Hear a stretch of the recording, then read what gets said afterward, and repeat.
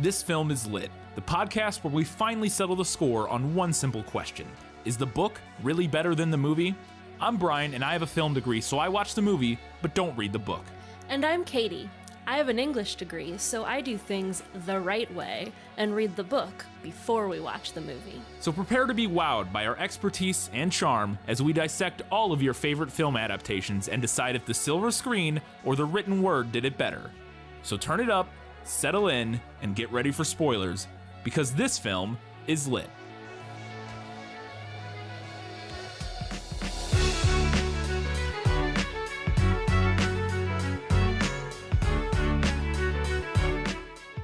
Every fairy tale has a dark side. It's 50 Shades Darker, and this film is lit.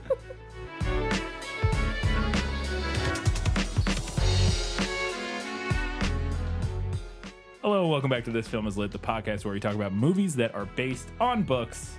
That was one of the two official taglines for Jesus Christ. 50 Shades Darker. The other one I didn't use because I would have had to say darker twice in like 8 words, and I'm not E.L. James, so I don't like repeating the same words a bunch of times in quick succession. The other one was like something the story gets darker, or I don't remember. Oh, it was so uncreative. Something dark. It was boring, but anyways. So yeah, that was one of the. It just that one cracked me up. Every fairy tale has a dark side. It's like, well, the first side was the first one of these already was. I don't need to vamp and fill time. I don't know what I'm doing. We have 15 pages of notes, so this is going to be another long episode. Strap yourself in. We have all of our summer series segments. Let me sum up. Better in the book, better in the movie. Movie nailed it. We have our predictions for the final installment of 50 Shades, and then we have our final verdict and some odds and ends. So we got lots to talk about. Let's get right into it with the summary in case you have not read or watched 50 Shades Darker. It's time for Let Me Sum Up. Let me explain. No, there is too much. Let me sum up. We catch up with Anastasia Steele shortly after her breakup with Christian Grey. Anna starts a new job at SIP Publishing, and Christian begins his quest to win her back. Anna reunites with Christian at her friend Jose's photography exhibit. The two reconcile over dinner and discuss the issues that marred their relationship, and Christian agrees to try again, slowly, without rules, punishments, or secrets. He also divulges that his birth mother was an addict who passed away when he was a toddler. Meanwhile, Anna continues to navigate a complicated relationship with her boss, Jack Hyde, who is clearly interested in her and has a surprise confrontation with a woman that looks strikingly like her, who confronts her on the street and asks, "What do you have that I don't?" Christian eventually reveals to Anna that this woman is Layla, one of his former submissives, who recently suffered an emotional break after her husband died and who has been stalking Christian ever since. In this instance being the last several weeks, I believe.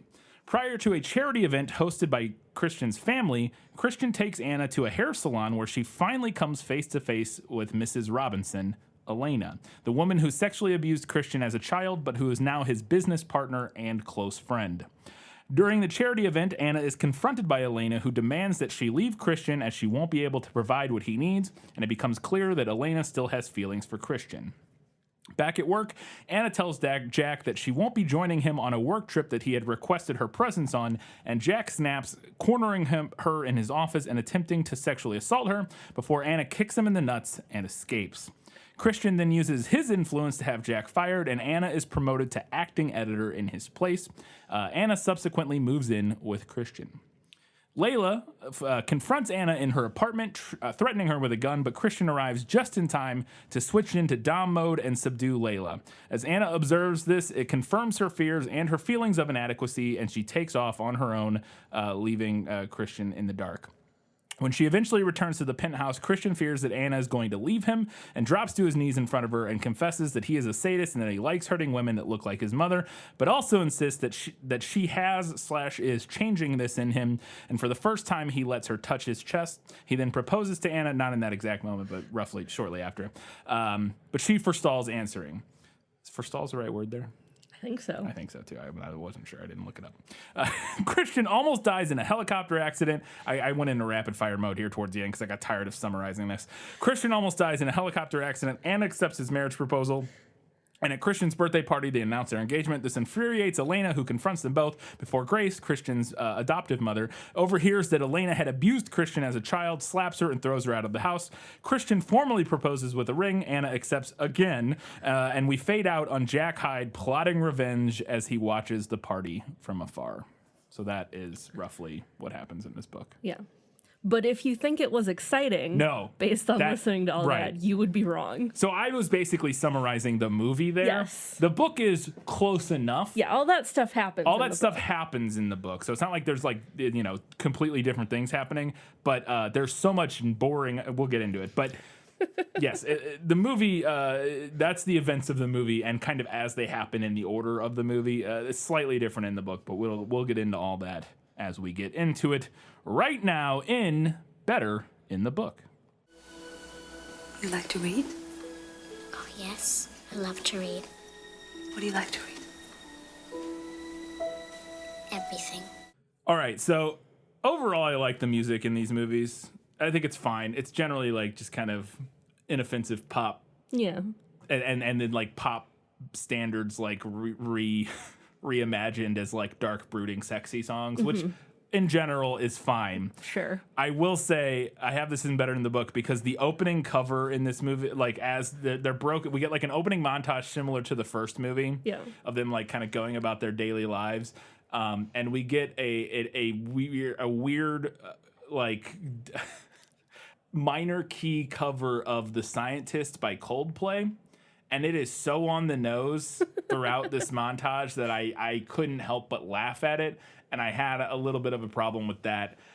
Again, apart from that, mostly it's just like, whatever. These movies are kind of like jukebox movies of the time period. Like they have a lot of like big like popular music kind of just smattered throughout.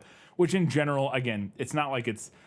I kind of have neutral feelings on it. It's like it's not particularly good, but it's also not particularly like bad. And sometimes it even works to the benefit of the film because it is so on the nose and like fun and cheesy.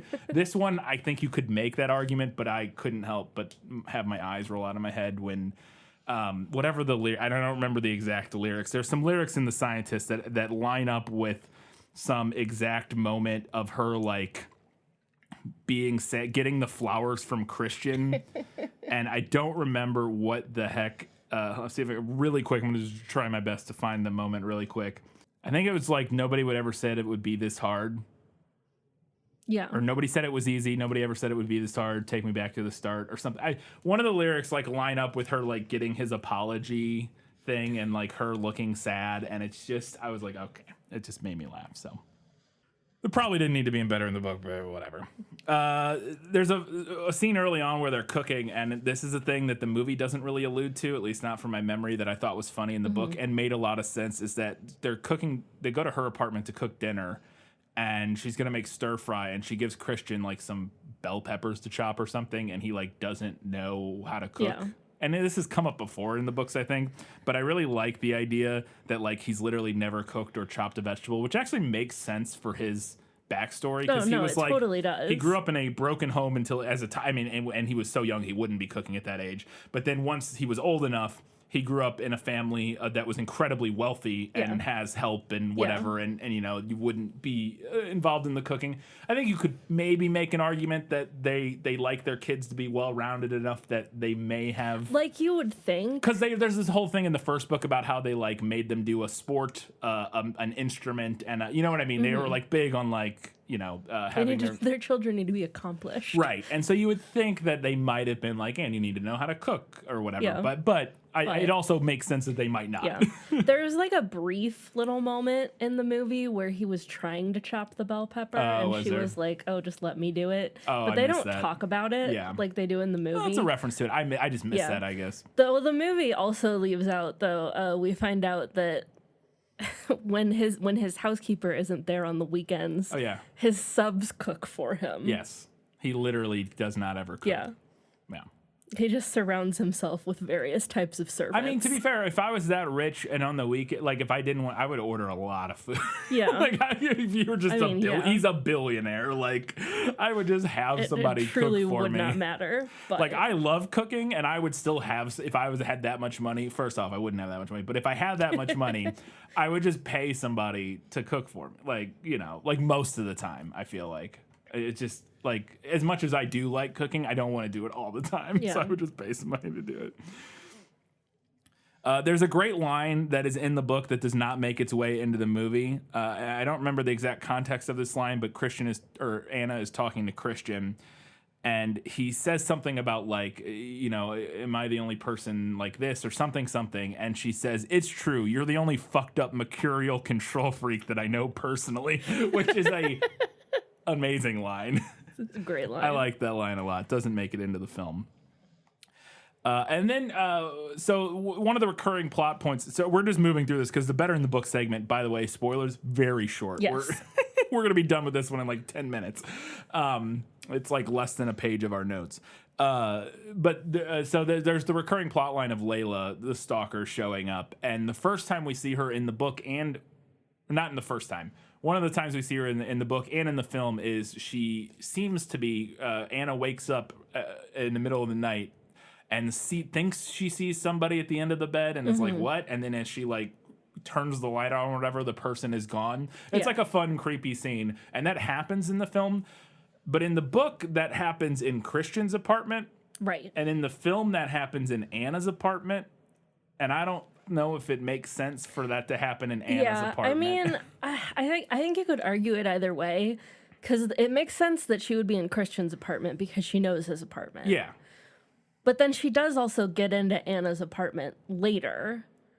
So I think you could argue she that... does. She knows where it is, but later when she gets in there, the implication I thought was something to do with Ethan or whatever. I don't remember, but yeah, they don't ever say how she got in there. But I guess you're right. The book does have her get in there somehow eventually. I'm just saying, I think you could argue that the movie is just like planting that. That's fair. No, that is fair. Having that change, and that's a fair argument that I did not consider, that having that change makes sense for the later part where she does end up in her apartment, without her knowing. Definitely it gives it although later in the movie, the way the movie shoots it, it almost seems like she could have saw Anna go in and been like waiting in the hallway.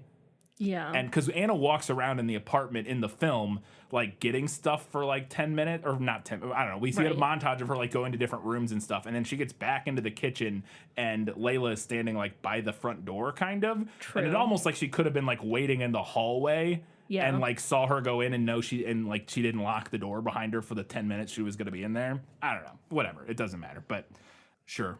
I had it in the book just because I wasn't sure it made sense. You could go either way with it. That's fine.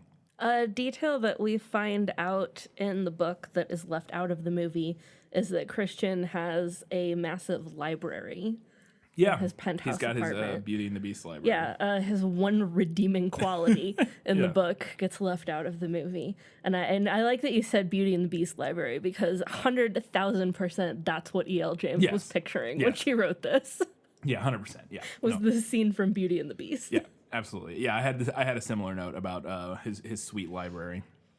We do at one point in the film go back to his childhood home at the masquerade ball at his parents' estate for the charity event. Him and Anna run off to his bedroom for some sex at one point. That appears in the film. I think I prefer the description of his room in the book, and now I think this is all a change due to when the book came out versus when the movie came out potentially, and like making like the pop culture references line up a little bit more with like what would have been his childhood potentially. I don't know, but in the book, and it's also possible that these were on in the room and I just missed them in the film. But in the book, he's described as having movie posters for The Matrix, Fight Club, and then a bunch of kickboxing posters. Now, he does have kickboxing posters in the film. Yeah. The only movie poster that I specifically remember he has in the film is a Chronicles of Riddick poster, which is hilarious and amazing. I won't ding the movie for that.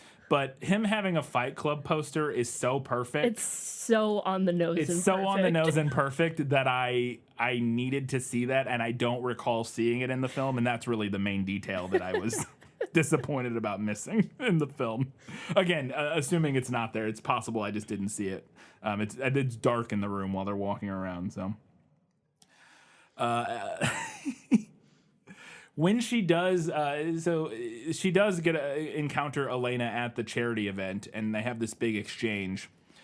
And she has this thought in the book when she first runs into Elena there that I was really hoping when I read the book. It's a thought in her head. Mm-hmm. She doesn't say it, but I was really hoping that the film would take this thought and just give it to her as a line. Yeah. Because it actually feels like something movie version of Anna would absolutely, say. Yes. But in the book, Anna has this thought when she sees Elena. She thinks, I don't know what the social conventions are for meeting known child molesters. And I was really hoping they would figure out a way to work that into their exchange, because even in the book, Anna has, and we'll talk a little about it here very shortly, Anna has some good witty exchanges with Elena. She has some zingers for Elena. And that felt like a good zinger to pull out of her head and put in, have her actually say. And they did not. So I was a little disappointed about that. At one point in both the book and the movie, Christian and Anna take a day on his sailboat. Mm-hmm. They spend a day sailing. A little detail that got left out of the movie is that Christian's sailboat has dark red sails. Yes. And I wish they would have kept that. Amazing. It's such a goofy, melodramatic detail. It is great. It is absolutely great. It's also a thing you can do there's an Assassin's Creed game called Black Sails where you're a pirate, and you can customize your pirate ship and you can get red sails. Nice. So I was just thinking of... This would be amazing. Also on the boat, there's a shipmate that he has named Liam McSomething. He's Irish or something. I think it's McConnell or something like that. He's Irish, I think, or British. I don't know if she clarifies, but I think he's Irish. And there's just a passing thought, because we're in Anna's head. She's watching Liam tie knots or something, and she just has a passing thought where she gets excited and fantasizes about Liam tying her up. And I was like, what? This it's out of nowhere and kind of a little out of character. I don't want to say completely out of character, but she's generally doesn't at least in the first two books. And I assume based on where this ends, she won't after this. She doesn't fantasize about other men. It's literally she just doesn't, Christian. Even moderately lust. That's what I mean. Yeah. Anyone but Christian. She'll occasionally acknowledge the fact that other men are attractive, kind of. Yeah.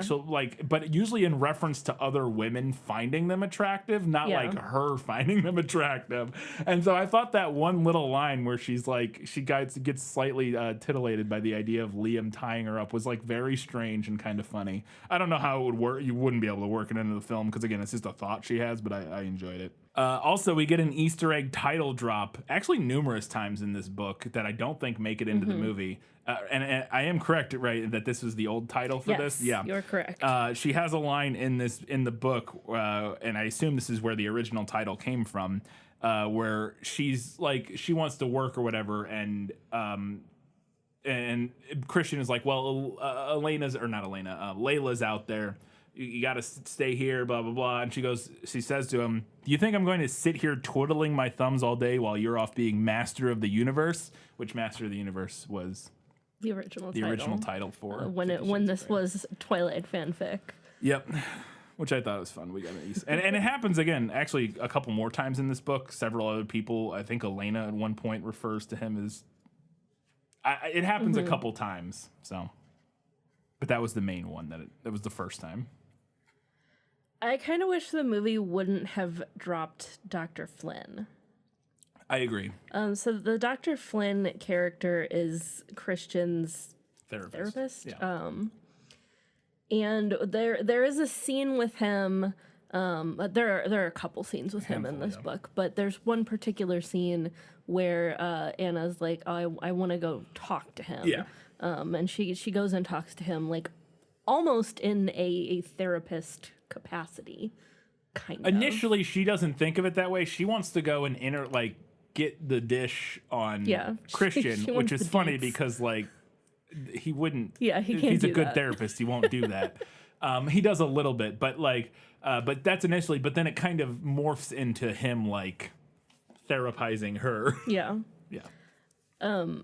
But they do talk about like the therapy that Christian is going through, and I have no idea if this book is a good representation of that therapy. It's I would SFBT or something. It's got some acronym. It's like a behavioral something or other. But it's like self-fulfillment behavioral therapy. It's like goal-oriented as opposed to like, and the way they explain it in the book at least is because Christian's like, I've been through every type of therapy there is, cognitive behavioral, blah blah blah, Freudian, whatever. And this one they're doing is basically, instead of like going backwards and trying to figure out what made you, why you have the neuroses or whatever that you do, it's thinking about where you want to be and figuring out how to get there, basically. Is how it's described, at least. Yeah.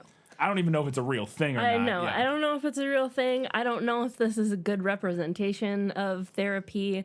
I would maybe assume not. I would assume not, yeah, based on everything else. Based on everything else. But at least, I will say this, to me it rang okay. Yeah. Like it rang, like when I read it, I was like, it's a nice message to include in a text such as this. Well, because one of the things he does in that scene, which is a problem we had and discussed previously, is that he explains that sadism, like he's like, yeah, Christian sees himself as a sadist and sees this terrible thing, but Dr. Flynn is like, sadism isn't some like evil disease. It's just a thing that you can practice safely and consensually, and it's fine. But Christian sees it as this like a grave, like personality problem that he had. Like it's this big thing, like this big issue with him.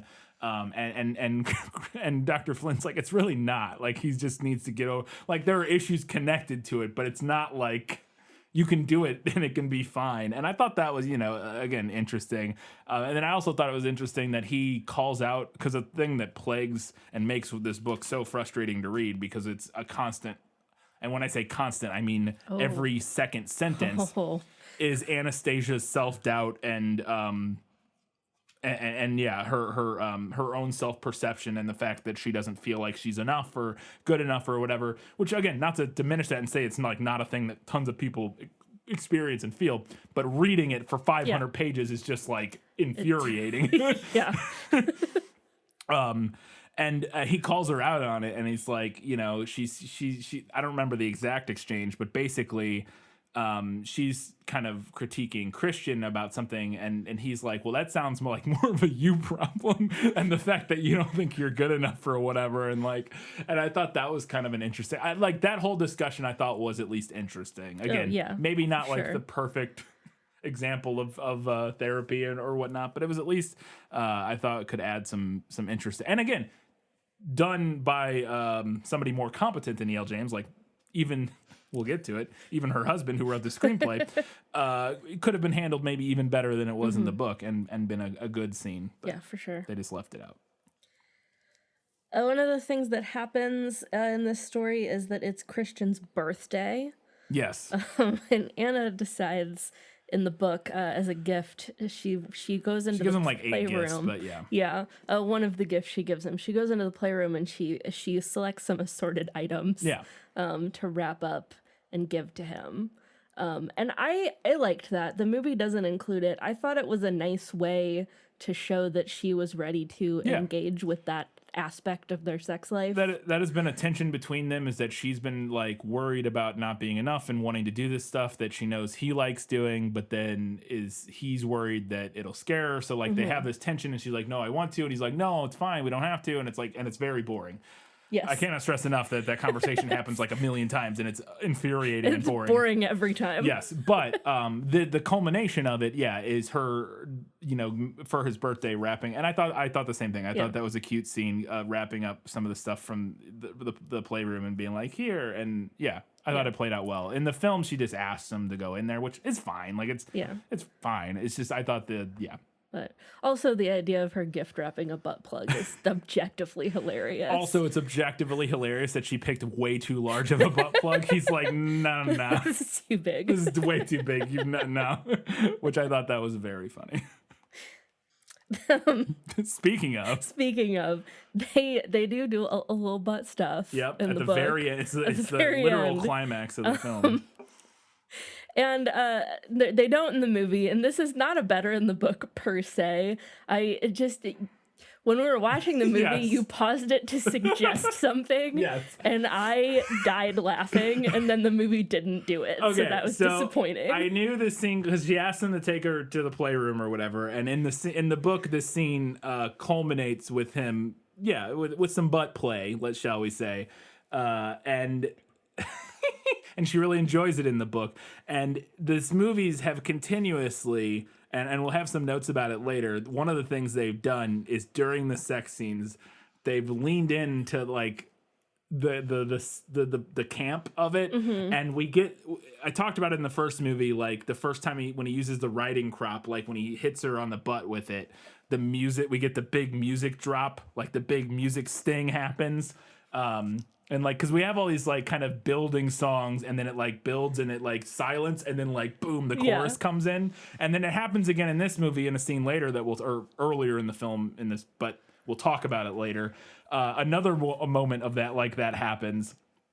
And so I was thinking of this scene, and when we got to it, the music's playing, and I was like, I will absolutely lose my mind if the music drops like that. If the chorus comes in, the music drops at the exact moment that he sticks his finger in her butt, I will die of laughter. I will just die of laughter. And it doesn't happen, and I was very disappointed. Yeah. I'm hoping that the third movie maybe that will happen, but it would have been the funniest thing in the universe. But yeah, they just cut, and we were discussing if maybe that has to do with rating stuff. Yeah, because they don't do any of the butt play at all. No, and they don't even reference it really. Mm-hmm. Like we don't even see a butt plug or anything like that. And I assumed that it was probably like a ratings thing. Although I've said, I think this is rated R, and the first example that came to my mind is that in Deadpool. Yeah, the first Deadpool. Yeah, he gets pegged in that movie, and it is like made very explicit what's happening. And so I don't know if that maybe there's some weird gender-based rules about there that. Might I don't be. know. I don't know. It could be that. I wonder if there's some kind of like weirdness about it being depicted for pleasure versus as like comedy. I don't know. As like sensual, but it's I truly don't know because somehow Deadpool got away with it because that was in the theatrical release. Yes, and for some reason they just didn't do it or didn't want to. I don't know. Who knows? And then my last note for better in the book is that Anna's confrontation with Elena at the end of the book, Mrs. Robinson at the end of the book, I thought was way better in the book. It's fine in the movie. I say fine. We'll get to it. What's her name is terrible. The actress Kim Basinger, who plays, I thought she was really bad in this movie. Yeah, I didn't think she was the right fit for this role. I think she was the right fit, and I also think she just did a bad job. And I think they knew that in the edit, and I feel like they edited around it in this last scene. I think was part of it is I think they chopped it down. Yeah. It felt like to me watching it, I was like, it feels like there's some meat missing from this scene, and I think it was like, oh, she did terrible. I don't know. I could be wrong about that. But it's what it felt like. But anyways, their conversation in the movie is okay. But in the film, one of my favorite moments is that Anastasia straight up Don Drapers her, which I thought was amazing. And I didn't. What year did this book come out? Or this book, I guess, or the first. When would she have written it? I guess. Maybe 2009 would have been when she was writing it. 2009, 2010. Okay, because I'm trying to see. Oh, well then, I think she stole it. Because the first season of Mad Men aired in 2007. So I was mistaken, and that Mad Men clip is actually from season 5, episode 9, which came out in 2012. So it actually seems like she probably wrote this on her own and did not steal it from Mad Men. So well done. Our apologies. We're going to continue to talk about it like she did steal it. So, sorry. Oh, Eric. So, and I'm pretty sure this line happens in the first season of Mad Men, I think.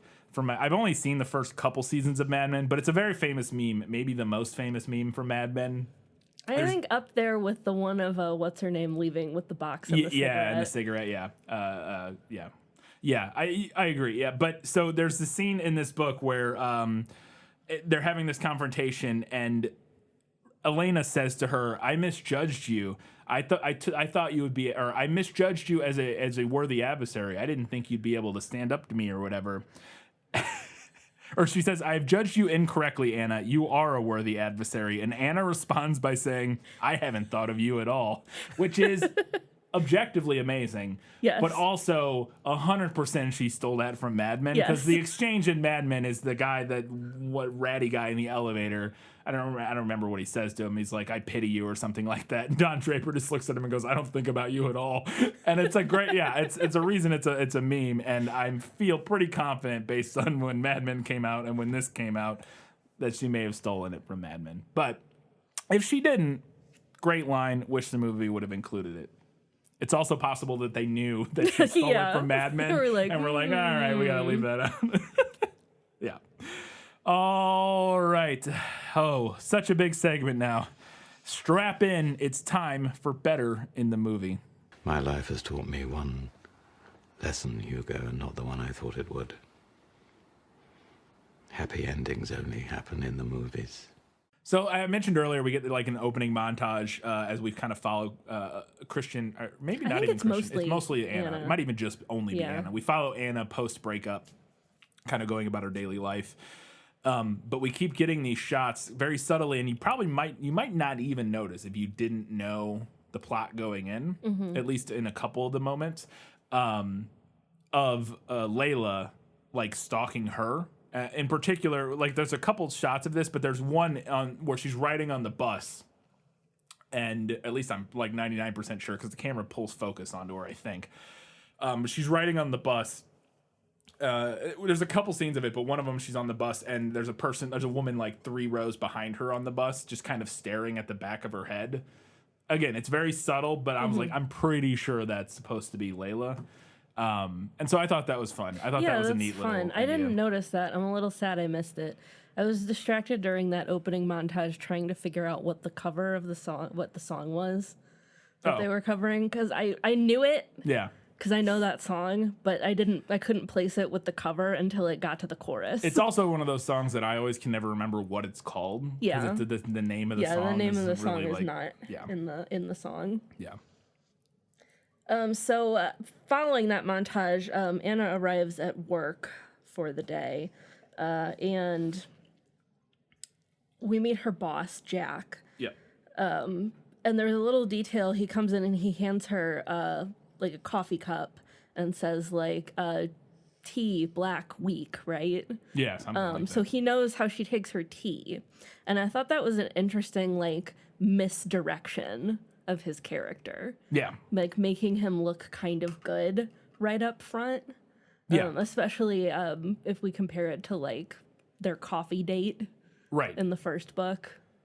Yeah, oh, you mean Christian's? Yeah. And her. Yeah. Yeah. No, I agree. I thought the changes to his character were really good, and we'll talk more about them throughout, but I have a couple of them here. I felt like movie Jack is younger than I imagined and more handsome than I imagined book Jack, shall we say. I don't know why. I guess something about the dialogue and his energy in the book, I just assumed he was like in his 50s and like, I don't know, just like I don't know. I don't know what I thought, but I didn't expect like blonde John Hamm or whatever like this guy is. And so I like that, but I also like, agree that making him like doing a more slow burn build to his heel turn, I think works really well. Yeah, the treatment of his character was far more nuanced in the film. Yeah, we start at first he seems like just like an okay guy, like for the first couple interactions, and then we get a couple middle interactions. There's this one line where it's like great, like you could read it a couple ways, but it's not read it a couple ways. It's very clearly shitty, but it's like right on the edge of like joking and shitty and weird, where he says where he asked her to go on the trip to New York, and he says, unless you need to stay back with your boyfriend, it's not like you need to work.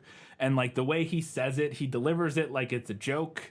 Yeah. But it's also like but a it's weird also threat. like a weird, shitty thing to Yeah, say. but it's also not like in his first handful of interactions that we see him. It's like towards the middle. And I just thought the movie did a much better job of building him up in a way that felt, as a creep, in a way that felt more natural. Mm-hmm. And in the movie, or in the book, I just felt like immediately it was obvious, like, this guy's a creep. The very first time we meet him in the book, it's like, okay, he seems fine.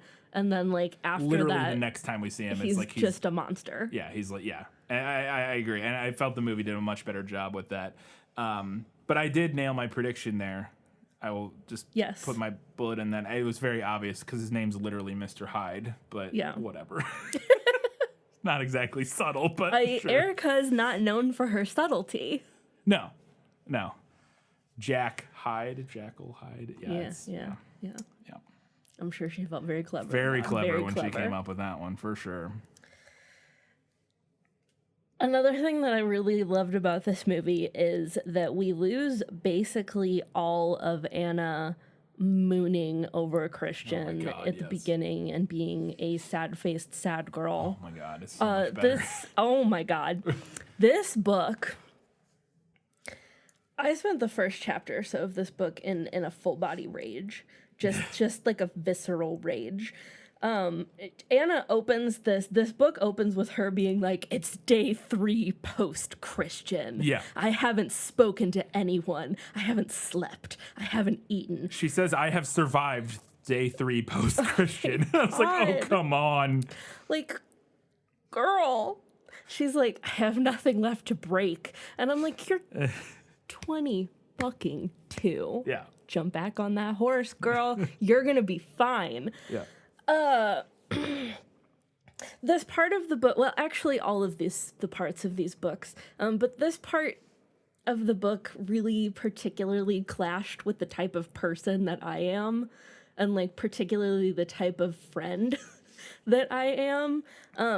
My lukewarm take is that if Kate had been around during this juncture of the story, Anna would have never gotten back with Christian. Oh, yeah. She'd have been fine. For sure. She'd have been fine. Yeah.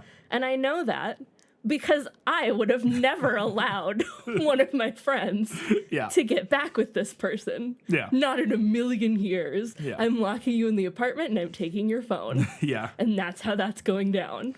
Yeah, it's brutal. The opening of this film is just a nightmare. It's as soon as I read the book, as soon as I read that I've survived day 3 post-Christian, I was like, I was really hoping we would be further along in this timeline. Yeah. And I was so disappointed. I was already tired of it. Like, she has a line, like, very, like, again, all of these within the first few pages. Has he missed me? Has he found a new submissive? At this point, it has been 5 days since she left. Like 5 days. Like, what the fuck? And then later, so one of the things, and this is like a separate point, but one of the things that the movie changes also, on top of cutting all the sad-faced Anna, is not telling us how long anything has been. Oh my God, that was so crucial. Whoever made that decision, kudos, because in the book we get so many notes about how long it's been since the breakup and since they started dating and all this sort of stuff. And it is so much better in the film to not know and just kind of feel like, it could have been, who knows how long it's been. It could have been days, could have been weeks. Yeah. Probably not months, but days or weeks. Yeah, I would assume weeks. Weeks, I would assume, in the movie is what it feels like. In the book, it's been 3 days. It's been less than a week. It's been less than a week. And this infuriated me on a couple of levels. One, because again, the kind of person that I am a big proponent of getting right back on the horse. Right. And not, how do I put this? I don't know. I have never been an on again, off again type of a girl. When we're done, we're done. You're dead to me. Right. And this just drove me absolutely batshit insane, the whole opening of this book. That's fair. I will say I had a note, I think, somewhere else. I think I had it in the movie, nailed it, but I think it fits in context here. I actually did kind of like not, when I say like, I thought it was fairly realistic. Like, I hated that they were together again already. We'll talk about it. But the slow, messy breakups where you like half stay together is like totally a thing that a lot of people do. No, and I get that. And so to me, I was like, yeah, I mean, I've been there. I've been there. Like, that's a thing that happens a lot, I feel like.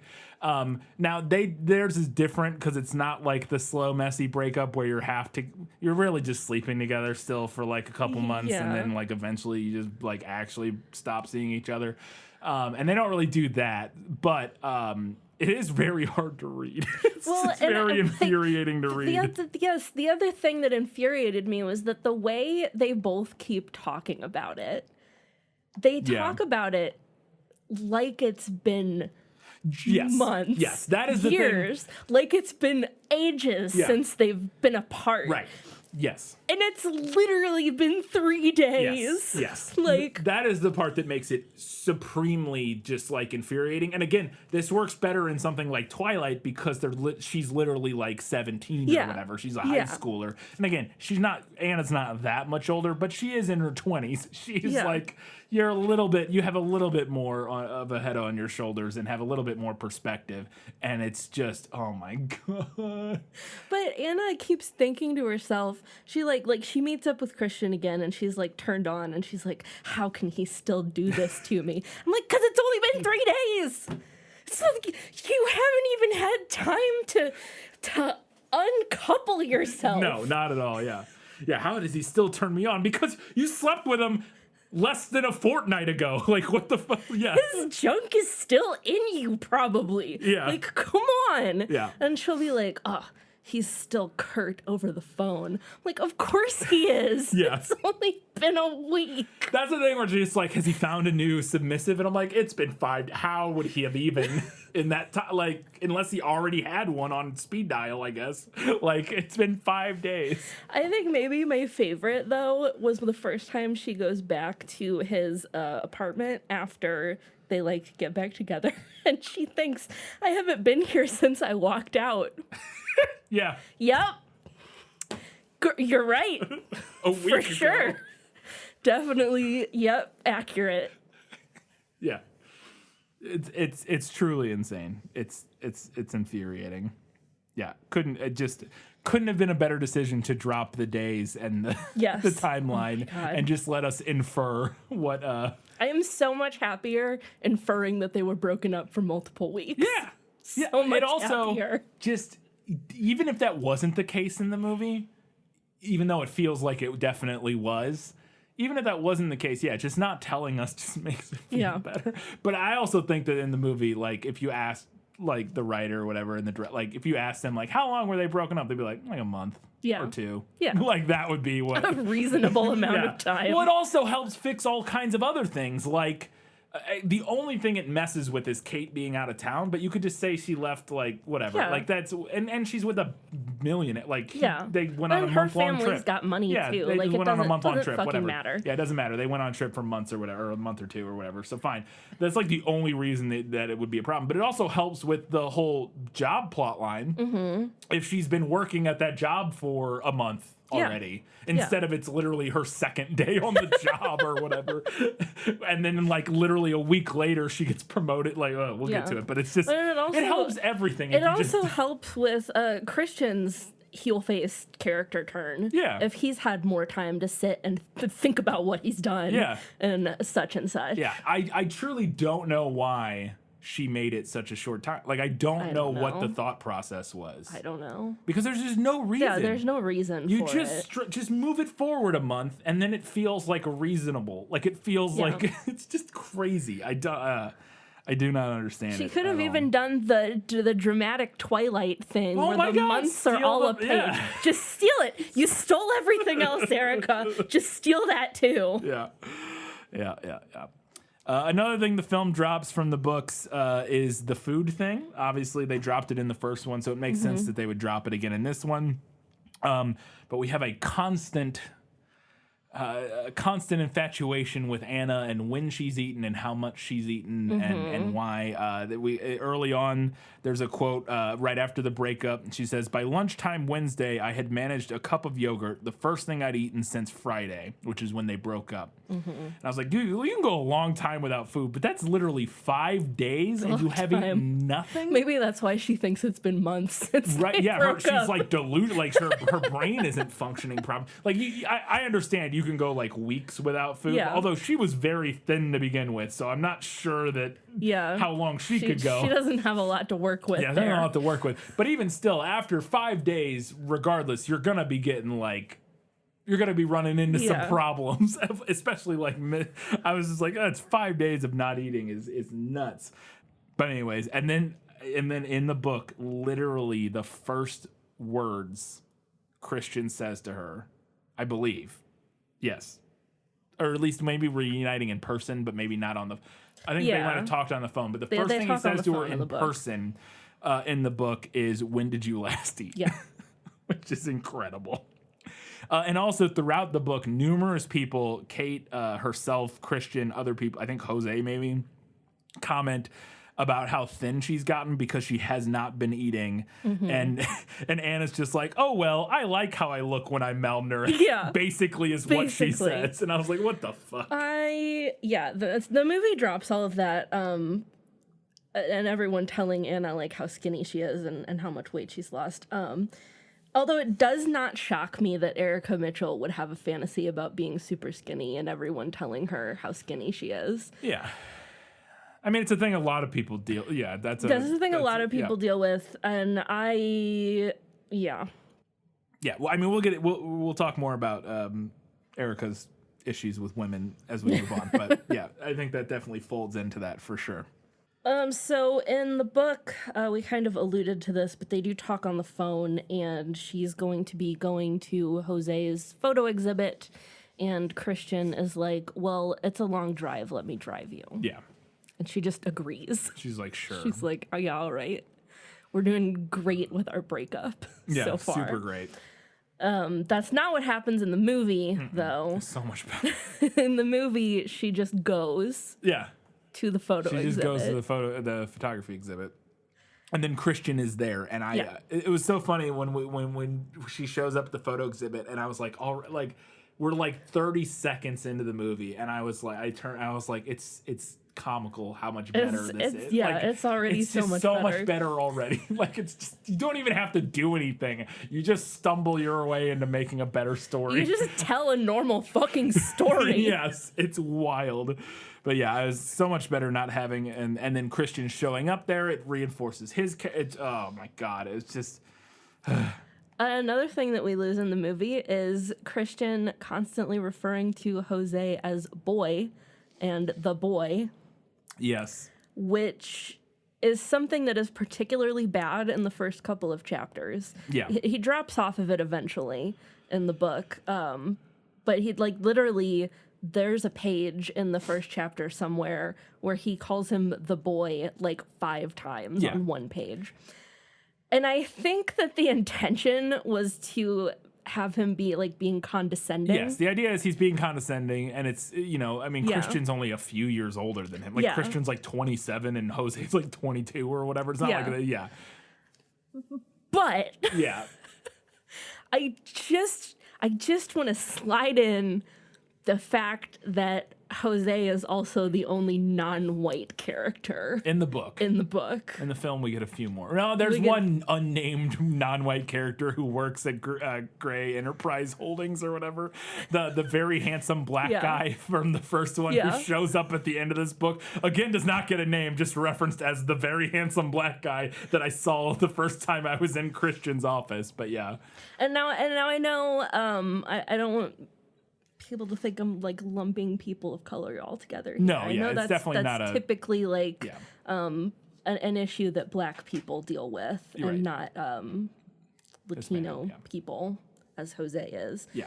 But it still rings like so icky. This is tone deaf. This is like just, a weird. Yeah, it's a weird tone deaf icky thing in this book. Yeah. I also thought that the interaction between Jose and Anna in the photography exhibit was much better in the movie. Like, she shows up and she talks to him first because she doesn't come with Christian. We don't even know Christian is there at this point. And she's talking to Jose, and there's this great little exchange where she's like, hey, you got all these photos of me everywhere. And he's like, yeah, I didn't ask because I would have asked, but you would have said, like, I'm too embarrassed. And her reaction, she's like, yeah. And it's very funny. And again, I have a note about it later, but I will fight people who have a problem with Dakota Johnson's acting in these movies. I do not get it at all. There are legitimate reasons to criticize these movies. Yes. The acting performances, not one of them. Literally not one of them, other than a few people here and there. Again, I think Kim Basinger maybe. But it's wild to me. And I think it's a very subtle change, but I really like in the movie, we hear like an assistant or whatever walks up to Jose and is like, oh, somebody bought all of the portraits of Anna or whatever. And we don't know who, but it's a great, so in the book, we already know Christian's know he's there. So it's like, oh, okay, well, obviously we hear that conversation, we're like, well, obviously it's Christian. In the movie, we don't know he's there, so we hear like, oh, somebody bought them all, and you're like, well, somebody bought, and then you're like, oh shit, Christian's here. Like you get to put it together, and it's like just way better. Like it's so much better. It's a fun little tease revealing that Christian is there, and then he walks around the corner, being glary and mopey. One of the things that, and this is a description, it's not a line or anything that would make its way into the film, but the film, by provenance of being a film, cuts all this stuff, is the fact that Anastasia refers to all women that she doesn't know by name, or even if she does know their names, I assume, as like by their physical characteristics. Yes. And in this instance, I think it's the assistant or whatever who walks up there, or maybe the gallery manager or something who walks up to Jose. I don't think we know who she is even. Anastasia immediately clocks how attractive she is, and then later on refers to her as Miss Very Short Hair and Red Lipstick. And I just love how often Erica reduces women to their physical descriptions in this book. Yep. And again, it's clearly, I think, meant to be indicative of Anastasia's insecurity, maybe if I'm being generous. I don't know. If I'm being generous, I think maybe that's what's going on. I think maybe more indicative of the author's insecurity. I agree. I think Anna's insecurity is indicative of the author's insecurity. And I think that manifests to what level E.L. James is aware of that. I think very little. Maybe now, probably more. Yeah, I'm sure she's read plenty of criticism of these books, but at the time of writing, I think very little. But if she's changed and grown, then hopefully, who knows? That's all we can aim for.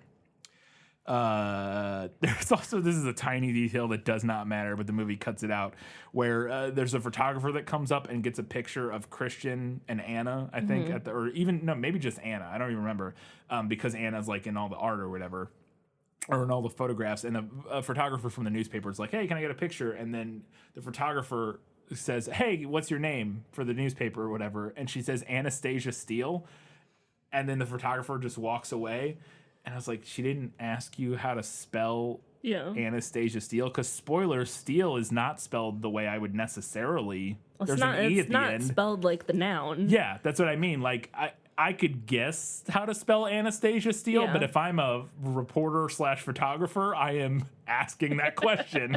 That's a little thing, because I've worked in news. You just always ask, literally every time you get anybody on camera, you just ask them to say and spell their names. But I thought that was a little thing that I was like, that's super dumb.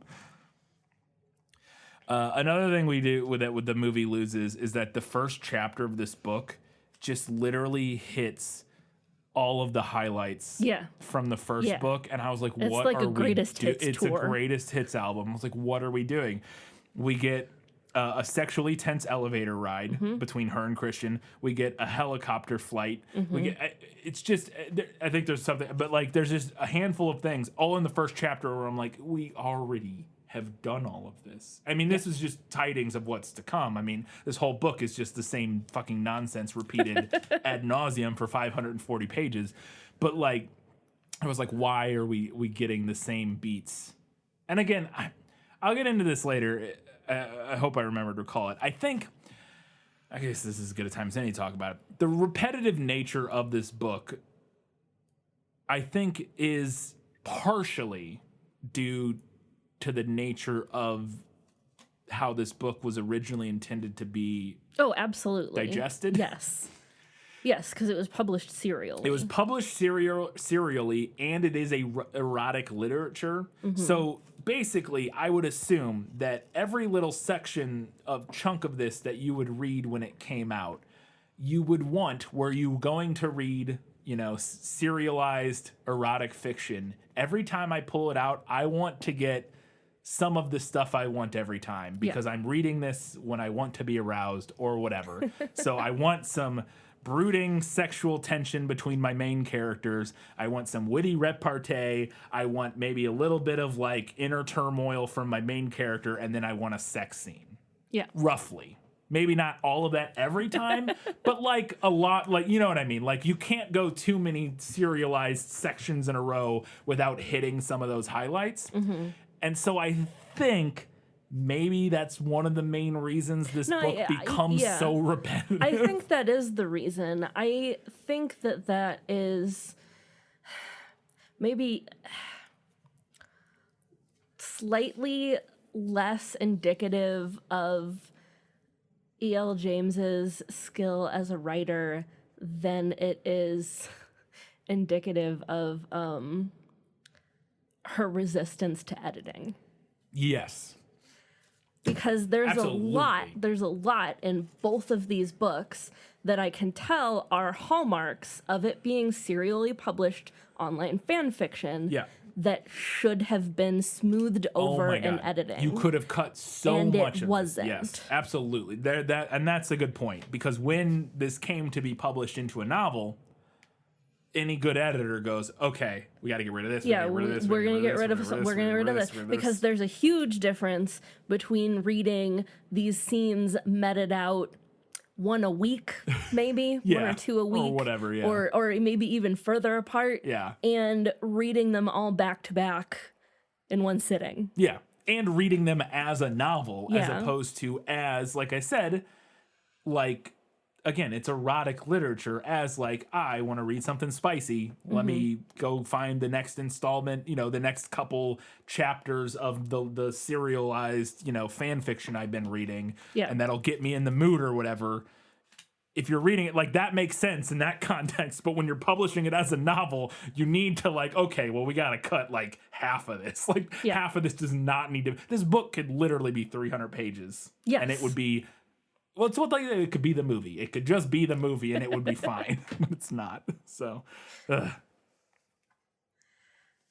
after the photography exhibition, Anna and Christian go to eat, and in the book and the movie, he orders for her. Yes. And in the book, she just takes it. She's like, sure. She's like, whatever, and just eats Christian being Christian. In the movie, great change. She stops the waiter and says, actually, I'll have this. Yeah. Yeah. And then gives him a pointed glare. Yeah. Yep. Amazing. It's just a subtle little change that is so much better. And it's like, okay, yeah. And I will say, just to give E.L. James a little bit of the benefit of the doubt here, since her husband was adapting this, and I would assume she had a lot of say in what was going into the screenplay. I would think so. She obviously at least agreed with all of these changes. Yeah. And maybe even had input on some of them. Now, that being said, I don't know how much she had input on, because if she had enough input, I think she would have been clamoring for that screenwriting credit. You know what I mean? Like, she would have been like, because there are rules. I don't know enough about screenwriting guild and stuff, but there are rules about how that all works and whatnot. But I would think, but even still, there's no way that while her husband is writing the screenplay that she's not throwing at least a little bit in the mix there. So some of these changes may be E.L. James going, hey, I wish I had done this. I wish I had done this. Because that's another thing. The chance to go back and redo some of your your past transgressions, shall we say, I think is a fun opportunity. And so, I don't want to at least completely eliminate the possibility that she may have been responsible for some of the changes that we like in the movie. But if I had to guess, I would say not most of them. There's a little moment during that dinner scene where the waiter brings the wine and he's like getting the cork out, and it's like this very awkward struggling with the cork, and Christian's becoming more annoyed. And then after he finally gets the cork out, he goes to start pouring them wine, and Christian just grabs the bottle and is like, we'll manage. It was a very little moment that I enjoyed quite a bit. Some very appreciated levity. And then this is the scene, the dinner scene is the moment, and we're like less than 10 minutes into the movie at this point, maybe right around 10 minutes in the movie. And this conversation plays out in the film, and I paused the movie and I turned to you and I said, it is absolutely wild how every single person on the planet is a better writer than E.L. James. Like, it's including her husband, apparently. Like, this scene is very similar, but just better in every conceivable way. And that will be true for other than the ones I'd mentioned in Better in the Book, which is like 3 scenes that we talked about in terms of the writing. This film is written better in every single scene, and it's just wild. It's just wild. That being said, I will say in the book, this scene is the only time in like the entire 2 books where I was like, holy shit, they're having an actual adult conversation that doesn't make me want to rip my hair out.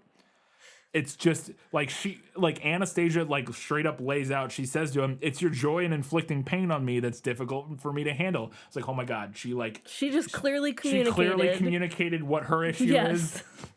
And then Christian responds to that by literally suggesting like a normal human relationship.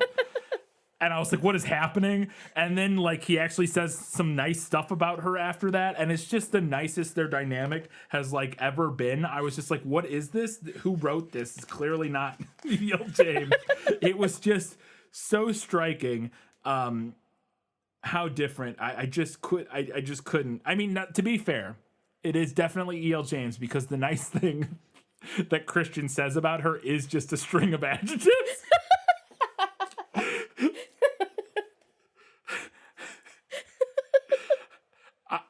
I've wanted you since you fell into my office. You are exquisite, honest, warm, strong, witty, beguilingly innocent. The list is endless. I'm in awe of you. I want you, and the thought of anyone else having you is like a knife twisting in my dark soul. It's also edgelordy, but whatever. He says at least a nice thing. It feels, whatever. I was just like, I'll take what I can get. This is the best their dynamic has ever been in these books. And even still, the movie improves upon it. So I'm going to change my wedding vows, and I'm just going to list adjectives about you. You're tall, blonde, bearded. Oh, Jesus. Also, in relation to the dinner scene, in the book, they make out before this dinner conversation in the alleyway outside of the restaurant. And in the movie, they do not. And that was such a better decision to like have them talk out a little bit. Have a conversation first before they just like throw themselves at each other. Also, in the book, the alleyway makeout session literally describes them banging their teeth together. The worst. Oh, it's which is so not hot. bad. I don't know. Like, I guess she's going for like, it's so primal they don't even. But it's like, oh, but still, like that's not end good. Up with a chipped tooth. Like I get what you're going for, but like I don't want to read about them banging their teeth together. That's terrible. And also, he's like, "You are mine," and it's like, no, we haven't even had the conversation. You were doing so well. So bad. A new element introduced in this book is Anastasia's private nickname for Christian. In her head. She never calls him this out loud, but she does in her head. She calls him 50. Yep.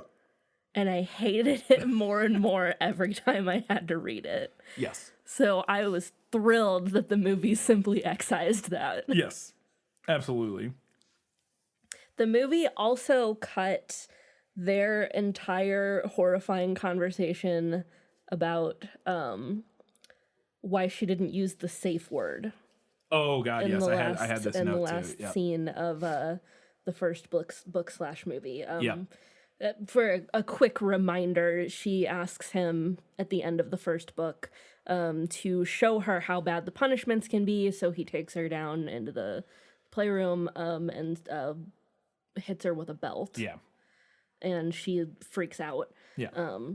So in this scene, in this book, fucking infuriating it's exchange. terrible. Yes. And he's like, well, why didn't you use your safe word? And she's like, I don't know, I forgot. Yeah. And he immediately is furious with her. He's like, you forgot?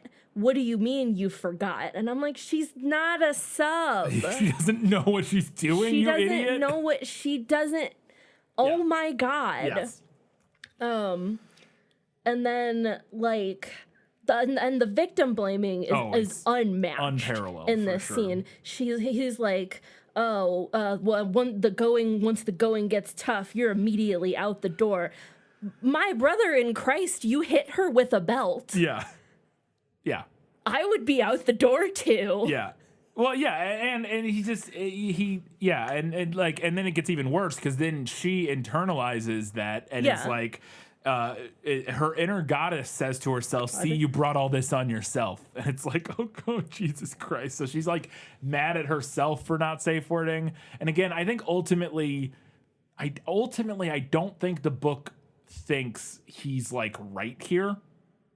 Maybe. I don't know. It's so hard to tell because it kind of disappears. It does. It really does. She doesn't ever really go back to this issue. No, because they just kind of turn the page and he just becomes just like fine. Like he just becomes a better dude like after this. And it's like, or at least slightly better.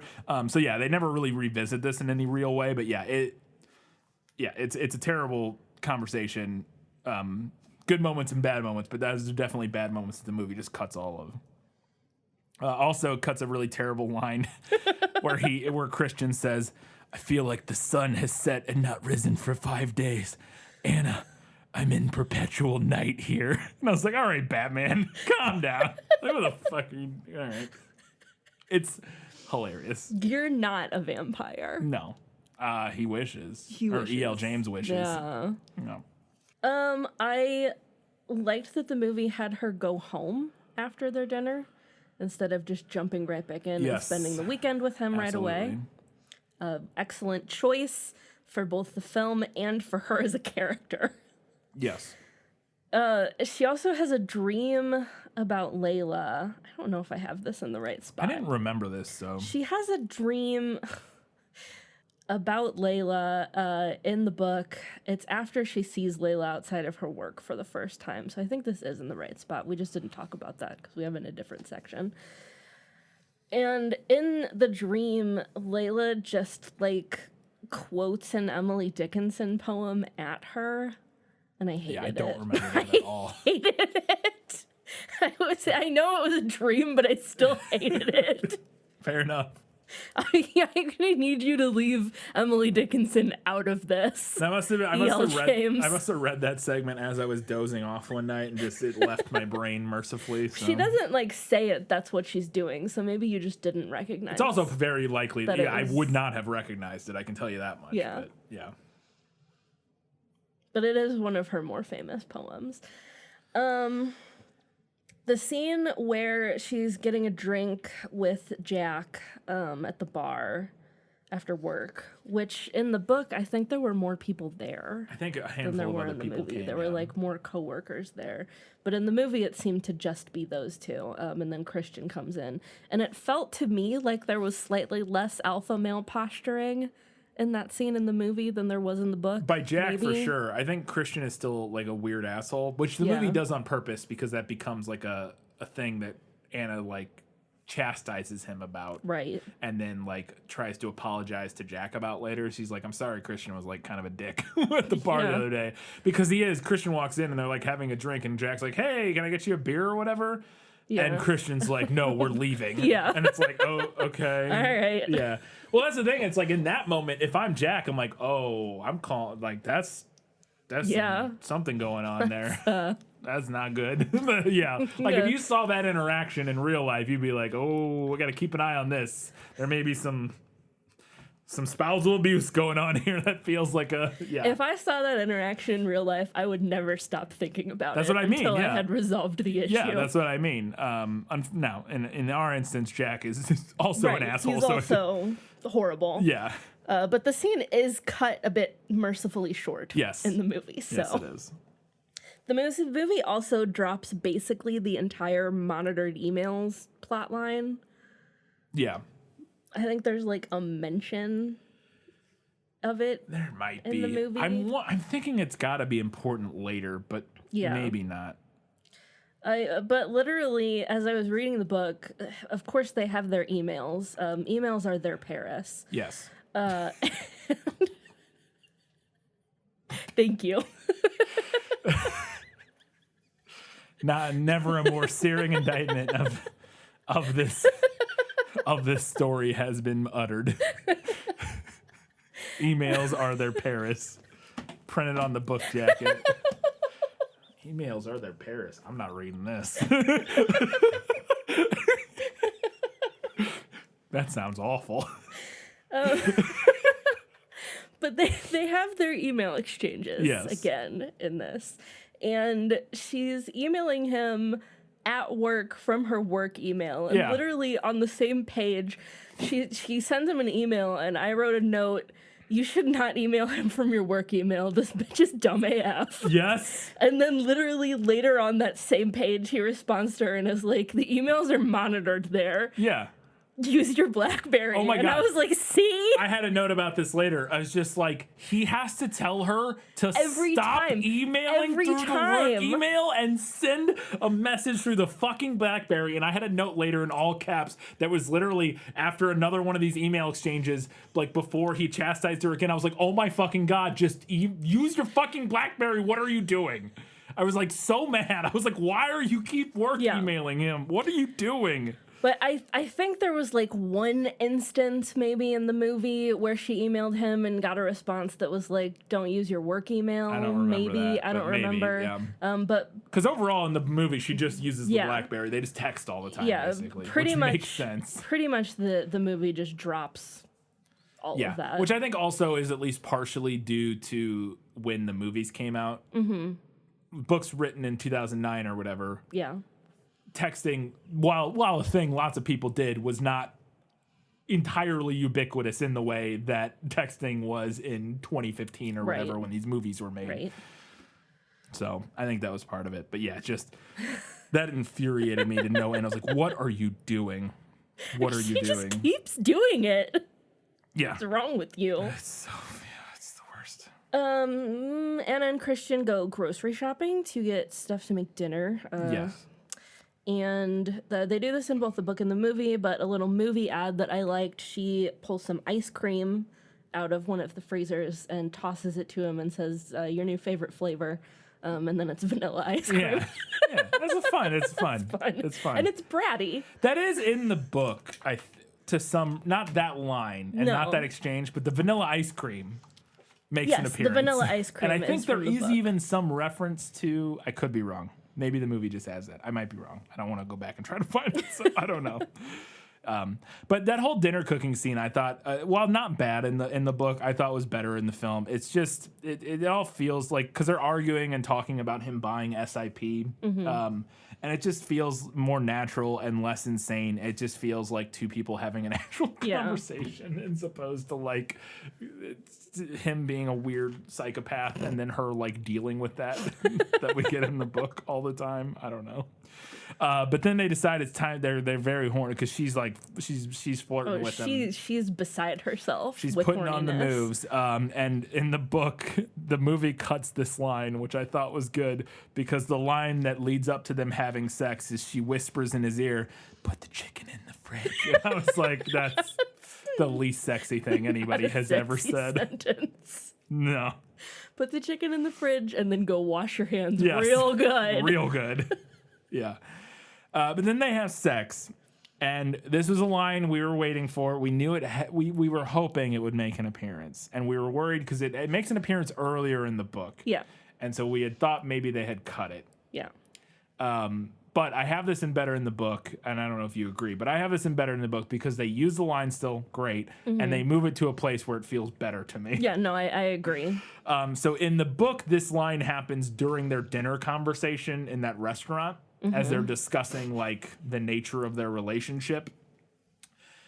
In the film, they move it to right after they have sex. They're laying in bed, kind of chit-chatting, and the line, it's not even a line, the two words, is she's describing what they do, what he likes to do, and she says, you and something like you and your kinky fuckery. Yes. Which kinky fuckery is an objectively hilarious 2-word combination. And so I applaud E.L. James for that. Great band name. Yes, absolutely great band name. It's just incredible word combination.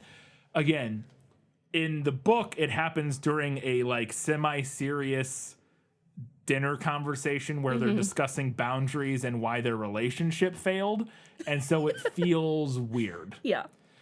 In the movie, it happens as they're having playful, fun banter. Post-coital flirtation banter. Yeah. And so it totally fits and feels totally natural there, but you still get to use it. It's better in the movie. It's a lot less self-serious, and it just feels like it fits there. So well done. The movie also cuts her Christian buying her an iPad and her losing her mind over an iPad, which that's just it's just emblematic of the time. Yeah, of when the book came out, of just like iPads were brand new or whatever, but it is very funny. This is so funny. She's in like, the book. An iPad? What? And they're like just losing their mind over this iPad, and it's just very funny. Yeah. So it doesn't even make an appearance in the film. No. But. And then I mentioned the vanilla ice cream earlier, but in the book, that vanilla ice cream makes a comeback,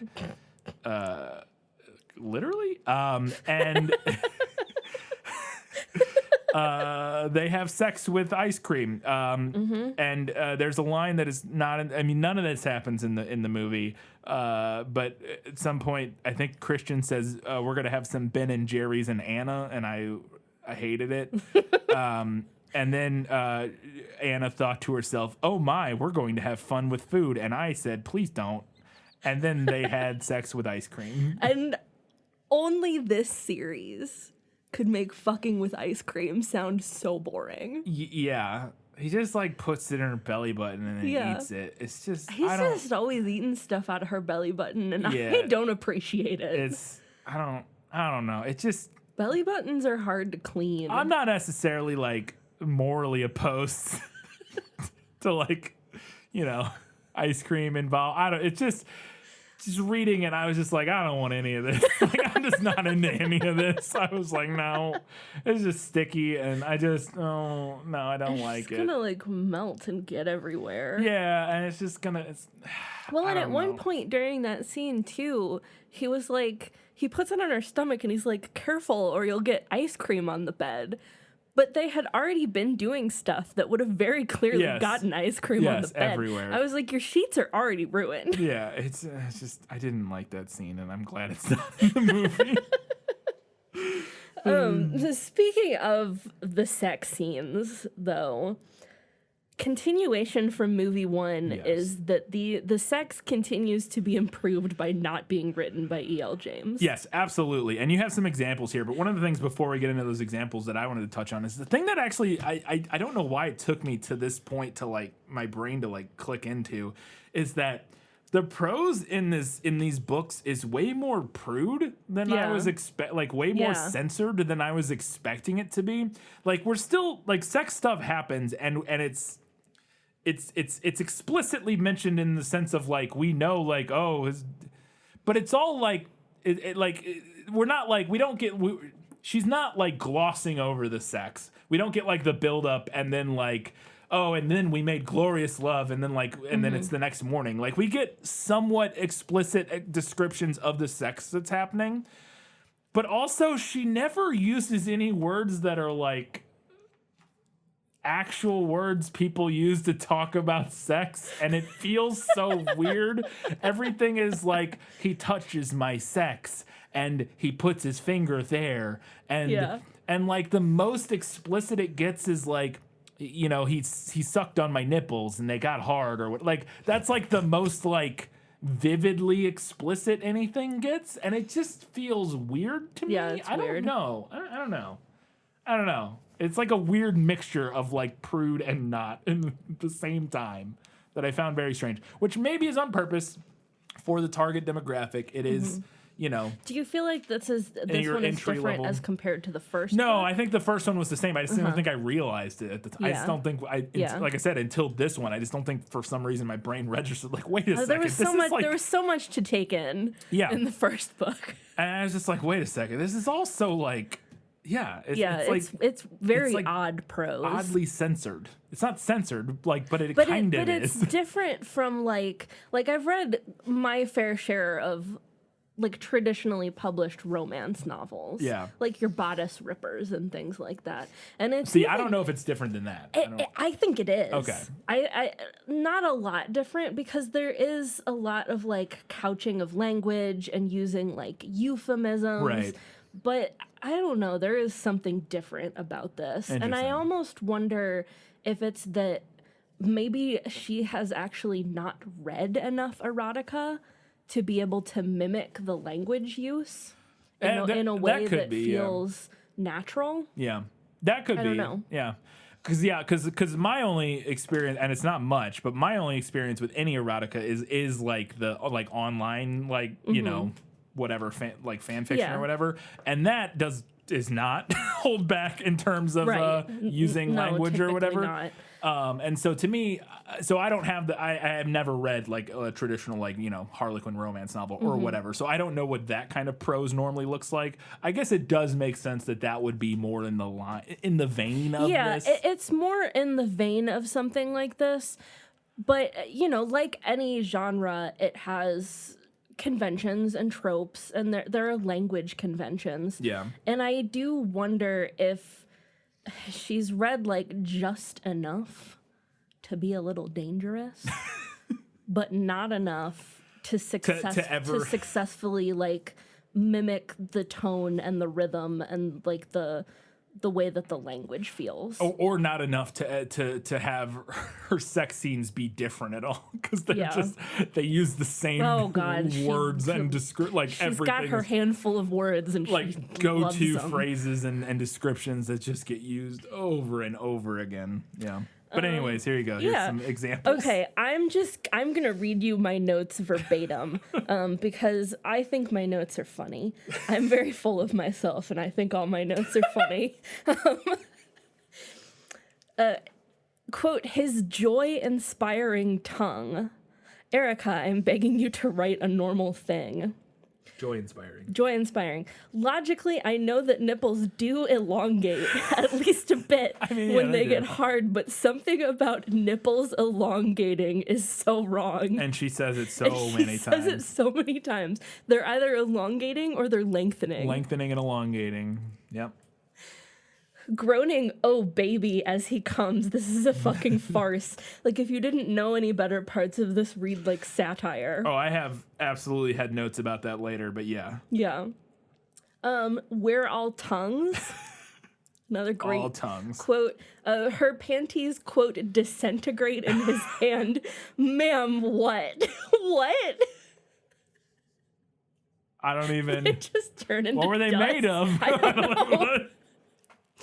Are they fucking on the piano? Oh, I had a note about that later. I'll just say, I had a note. I was so glad they cut the on the piano on the fucking. Piano. Now, Baby Grand's very sturdy. He's got, I'm sure he has a very expensive, very nice Baby Grand piano, or grand piano even.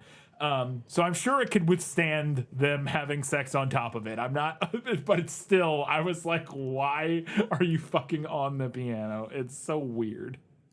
I think in her head she thought that was like incredibly sexy. Like, yes. The extravagance, the wealth, the just like it's just, you know, we're having sex on a piano. But all I could think of was like it'd be really uncomfortable. And there's it's awkwardly also though. Don't come for me if I'm wrong about this, because it's been a very long time since I've seen this movie. But I'm pretty sure there's a scene in Pretty Woman where they fuck while she's like sitting on top of a piano. Oh. I think she lifted that. All right. Could be. I have no idea. Okay, this is the worst one. this is the worst one. I remember this one. It's so bad. It's so bad. Who is this for? Well, here's the thing. Just to preface this, not sexy, I don't think, to the person receiving in this instance. Not sexy. If I'm reading this as the person, like, either side of this equation, I would not find this sentence sexy. I can't imagine who would be titillated by this. I don't know who. I don't know who. I don't know who. He comes loudly and wetly into my mouth. It's just such a weird way. Loudly and wetly. That's how you describe a fart, E.L. James. What are you doing? What are you doing? Or somebody obnoxious eating? Loudly and wetly chewing? Like, what? That's not. There's so many things you use that for that are all bad contextually. It also makes me think of how everybody was making fun of the Stranger Things subtitles this past month. The squelching noises and like tentacles unfurl wetly or something like that. Yeah. But that was on page 389. Page 389 is where he comes loudly and wetly. And then on page 392, I had this note. He comes again. I had this note and I cut it out. She gives him a blowjob. He comes. Yeah. They lay on the bed. She touches him within seconds. Yes. Like literally seconds. He immediately gets an erection again and has sex, and he comes again within. It's been less than 5 minutes. Yeah. Nobody on the planet has a refraction time that short. It's insane. Yeah, it's crazy. The carnal anticipation is unfurling. Erica, please. And then my last note here is from the end of the book. This is where they do butt stuff. And Anna, she is like, oh, he's going to put it there. And I was like, Anna, say butthole. Say butthole or anus or poo hole. For crying out loud. Don't say that one. For crying out loud, say anything but there. Nah, there. It's coy. It's stupid. All of this, all of this does is contribute to my prediction for later, which we'll talk about. All of this just is evidence stacking up in favor of one of my predictions for later. We'll just say that. My carnal anticipation is unfurling. Unfurling. They have a conversation in both the book and the movie about how much money Christian makes. In the book, he very seriously says, I make $10,000 an hour. $100,000. Or $100,000 an hour, excuse me. Big difference there. Which I did the math on, which means he makes like $800 million a year. Yeah. So our boy's a billionaire. Of course he is. Eat him. Loudly and wetly. Loudly and wetly. Yeah, he tells it like super seriously, I make $100,000 an hour. In the movie, what happens is he gives her the check for the money for her car, and it's $24,000, give or take. And she's like, I can't accept this. And he's like, I make that kind of money every 15 minutes. Yeah. It just works a little better. It works a little better. Same thing. It's the same thing, but it feels a lot more like casual and natural. Yes. Yeah. For sure. I also like in the film that Christian doesn't immediately explain the whole Leela thing.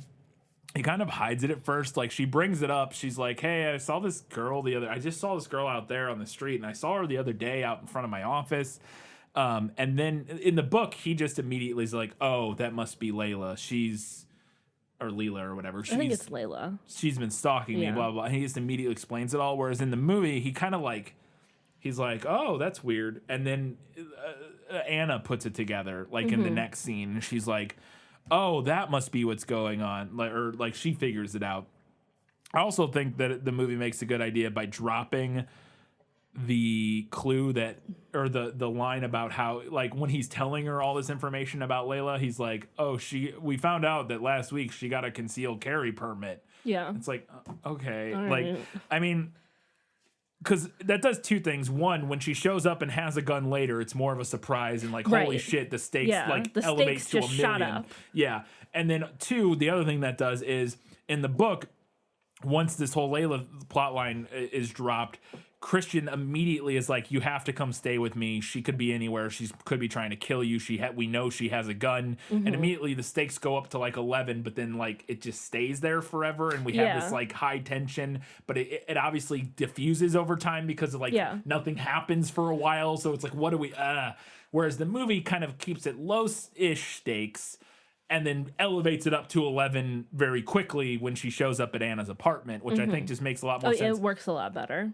Also, it massages other areas of the script about them like moving in together. Because again, in the book, he like basically forces her to move in because of the whole Layla, like in a not in an unreasonable way. He's like, hey, she's got, like, if that were to happen in real life and you knew like, hey, one of my exes has a gun and she's like seemingly stalking you, come stay in my secure apartment, is like a perfectly reasonable thing. Pretty reasonable. But that being said, I think removing those like elevated stakes of her knowing she has a gun just makes everything else kind of work a little bit better, and also removes the focus on the whole Layla thing and puts it back on them and their relationship in a way that I think just works a lot better.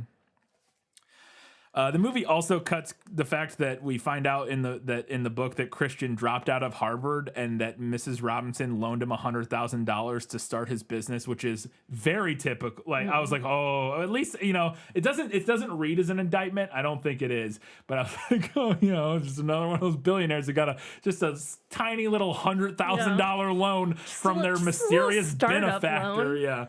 To start his business. I started with nothing. How dare you? Yeah. But also they have this conversation and she asks him what his major was at Harvard. And he literally says, she says the exact exchange is, what was your major? And he says, politics and economics. Just normal. that normal major, singular major that you have, politics and economics. Like, again, written by a competent person. I actually had two. I majored in blah, blah, blah. Like, political science and business, or like some politics and economics as the response. It's like it's written by like a teenager, like writing about business. It's like they do business things. He does politics and economics, obviously.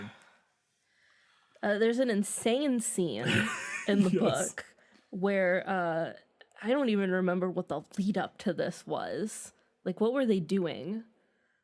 Was this at the hair salon? This was after the hair salon. Okay, so this was after the hair salon. She's like, I want to go home. And he goes, no, you're going back to... And I don't remember the context in the movie. In the book, he's like, no, you're going back to my apartment because Layla is out there or whatever. Layla's I don't exactly remember why.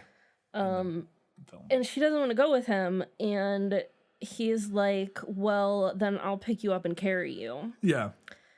And she's like, you wouldn't. And I was like... Ma'am, he would. He's literally done this to you before. And he does. Yeah. He picks her up and like throws her over his shoulder and starts carrying her down the crowded street in the middle of Seattle. At him, she's like screaming at him. So the movie nixes that. Yeah. He threatens to carry her and like kind of a playful-ish way of like, oh, I'll pick you up and carry you. And kind of like moves like he's gonna pick her up, and then she's like, fine, I'll walk. Yeah. And then he doesn't pick her up and they just walk. Yeah, it's way better. It's like the book version of that is like, what is this is crazy. And the movie's like, okay, what if they behaved like real people? In real life, I would never stop thinking about it. Yeah. It's true. It's true. Yeah. Yeah. The movie posits, what if they were real humans? Instead, and behaved like real humans. I think that was like that had to be the thing they had in the writers or whatever. I guess it was only one guy. Like if there was a writer's room, there just had to be like a big, like, because a lot of times in a writer's room you'll have like a motivating like sentiment or something that is like driving your characters, Yeah, or your like the heart of your story or whatever. And when adapting this book, I have to imagine if there had been a writer's room, the thing written on the top of the whiteboard would have been, what if Christian and Anna were real human beings? Like that. Imagine every scene through the lens of them being actual normal people and not crazy aliens that like don't behave like real people. Like that, and they're like, okay, how can that? Yeah, for sure. Then we get this exchange, which happens in the book, where they're talking about. She finds out that Christian has a file on all the girls the subs he dates or whatever, and she's like, "Do you have a file on me?" And he says yes. And the look that Dakota Johnson gives him in this scene, she just glares at him. And she does this throughout both of these movies so far. And every single time that Dakota Johnson glares at Jamie Dornan, the movie is better for it.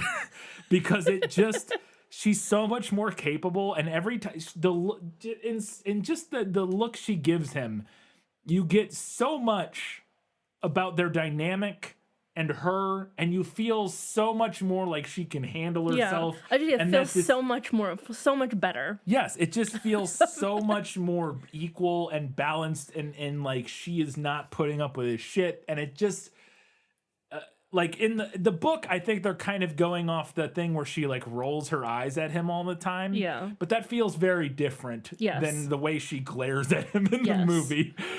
And also, every time she rolls her eyes, she like has a panic attack in the books because she's worried about what Christian is going to do to her for rolling her eyes at him. But yeah, it's so much better. And I will say, just to clarify, she does actually stand up to him quite a bit in this book, especially compared to the first one. In the actual book, she does have her moments of standing up to him and calling him out on his bullshit. But it all just, she's also a complete idiot in the books. God, she's so stupid. She's so stupid. She's so stupid. To where you can't help but it's like a constant back and forth of like, okay, sometimes she stands up to him, but then she's also so stupid that she's not a match for him because she's just so dumb. Yeah. Whereas the movie version, she does not seem dumb at all. Like she just seems like a normal person, relatively smart person who would be able to go toe to toe with a guy like this. And yeah, it's just way better. There's a line in the movie in this scene where that is not, again, that I recall, not from the book, where they're kind of arguing about the whole file thing, and she says to him, "This isn't a relationship, Christian, it's ownership," which again calls him out in a way that, again, I don't think was from the book. In the book, a thing that the movie cuts is that he has a copy of her birth certificate. Yeah. And I was like, that's because he clarifies it. He's like, "Oh, I do a background check on all my subs, to make sure like they're legit or whatever." It's like, getting their birth certificate is not a background check. That's identity theft, brother. Like that is like, what are you doing? That's insane. The movie cuts a line in the book where Anna thinks to herself, "Whoa, he's stinking rich," and I'm like, "Motherfucker, we know what." This was like halfway through the second book. I was like, you've been aware. This is after the conversation about how he makes $100,000. I was like, what is happening? It's insane. But yeah, you knew that he owns everything. Like she's so stupid. Yeah, she's so stupid in the books. Also, the movie cuts this, and again, this is and I couldn't get over this. This cracked me up.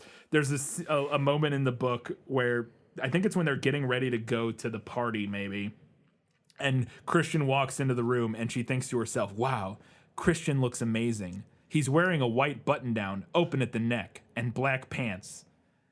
Like literally every scene that he's ever been in the entire series. That's the only thing he ever wears is a white button down and dark pants, except for his blue jeans in the playroom. It's his Dom jeans. Yes, except for his Dom jeans. It's literally the only thing he ever wears is a white button down and dark slacks of some sort. And I was just like, what is... Okay, sure, great. Another little movie cut that doesn't make it in is he calls one of the barbers from the salon that he owns with Mrs. Robinson to come to his place to give Anna a haircut because Anna didn't want to do it there because Ms. Robinson was there. and Franco, the hairstylist, shows up. Who is in the movie. He's in the movie, yes. His character is. But in the book, we get an inner monologue from Anna when she meets Franco, she says to herself, Franco is small, dark, and gay. I love him. I was like, Jesus Christ, that sentence. Moving on. I was really like, Erica, you can't say that. You can't say that. Yeah. Yeah, it was very funny. You can't just call people small, dark, and gay, Erica. Yeah. Again, I don't think, that was very clearly not like a malicious thing. It's like a playful. It's a tone It's very deaf much like a thing. Sex in the City style, Yes, yeah. type of thing. But whatever, it's still made me chuckle. I had to include this weird rabbit hole that I went down reading the book because this is very funny, and the movie cuts this. At one point, she's cooking him a meal. I think it's before they're It's after she gets her hair cut and before they're going to the dinner, the big party. She puts on some music to cook to, and she puts on "Crazy in Love" by Beyonce because it's on his thing. But then she puts it on repeat. Yeah. And listens to one song the entire time she cooks, and I thought that was very strange. That but is whatever, weird. Whatever, fine. But then she makes him. She says, "Oh," she's looking through his stuff, and she's like, "I know, I'll make a Spanish omelet." And then she's going through the stuff, and she goes, "Yeah, he's got potatoes and eggs and peas." And I was like, "Wait a second." I'm not a huge, like, a Spanish omelet aficionado, but I've heard of them. And I was like, I'm pretty sure there are not peas in a, because she says even like, "Oh, he's got peas. Perfect." And I'm like, what? And I looked this up. You do not put peas in a Spanish omelet. Okay, are we sure this isn't a weird British food thing? Maybe it is, but so I went to the Spanish omelet Wikipedia and like did some research. You put onions. You can put onions in peas or onions in a Spanish omelet, but that was the only. It's potatoes, it's eggs, and like that's it, and like a crust maybe. But it's basically like a frittata, but like with eggs and potatoes basically. Yeah. But you can put onions in it. I found nowhere anybody mentioning putting peas in a Spanish omelet.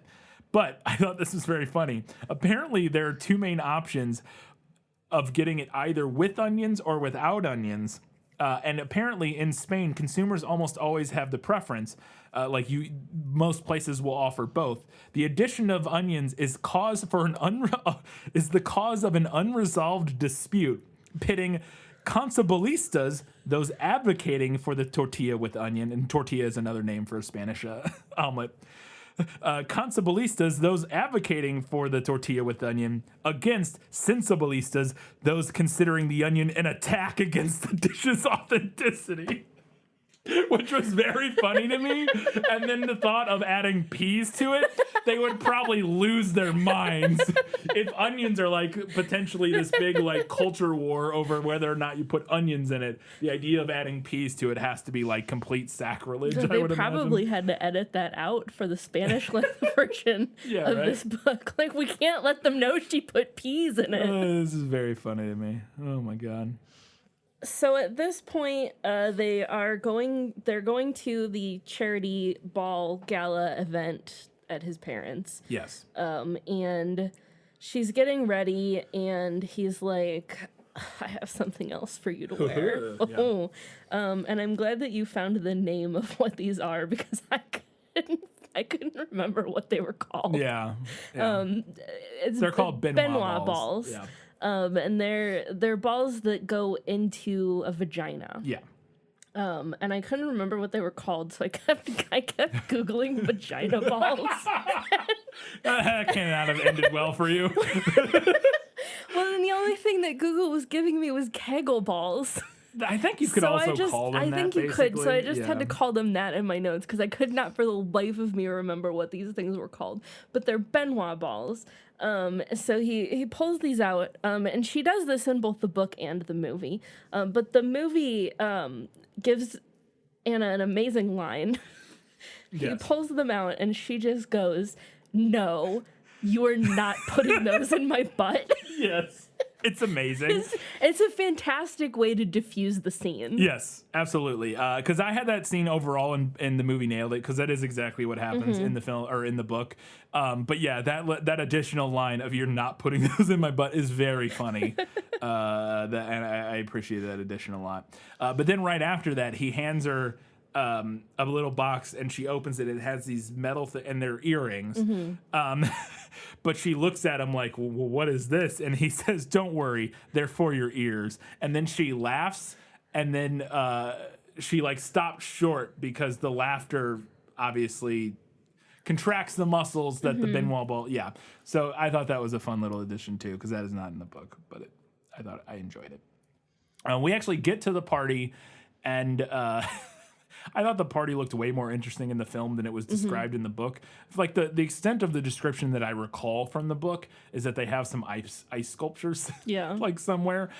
In the film, it's like a very fun, like, I don't even know. It's a masquerade. Well, yes, and they lean into the like Venetian, mask like Carnival almost. Yeah. It's cool. I just thought it looked neat, and again, I was like, I feel like none of that description was provided in the book, particularly. She just keeps saying that people have large masks. Yeah, in the book, he's like he was wearing a big Venetian mask. Yeah, all right, great, okay, amazing. There's a little line that Anna has in the book that the movie cuts where it's not even a line, again, she thinks it to herself, but he has donated like a trip and some money or whatever for this charity, and she thinks to herself, I wonder vaguely how Christian made all of his money if he's so willing to give it away. And I was like, that one good billionaire.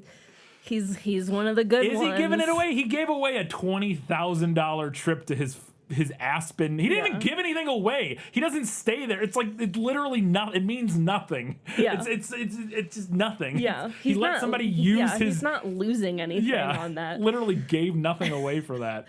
But yeah, she's like, oh, he just gives someone. It's like, okay, sure. And also, these books pay a lot of lip service to the idea that he does all of this like charity work and like he wants to help people. But we never see that. Yeah. We never not see at all. any of that. No, we do not. Also, while they're at the masquerade, I wanted to bring this up because I felt like it was emblematic of a particular issue that this book has.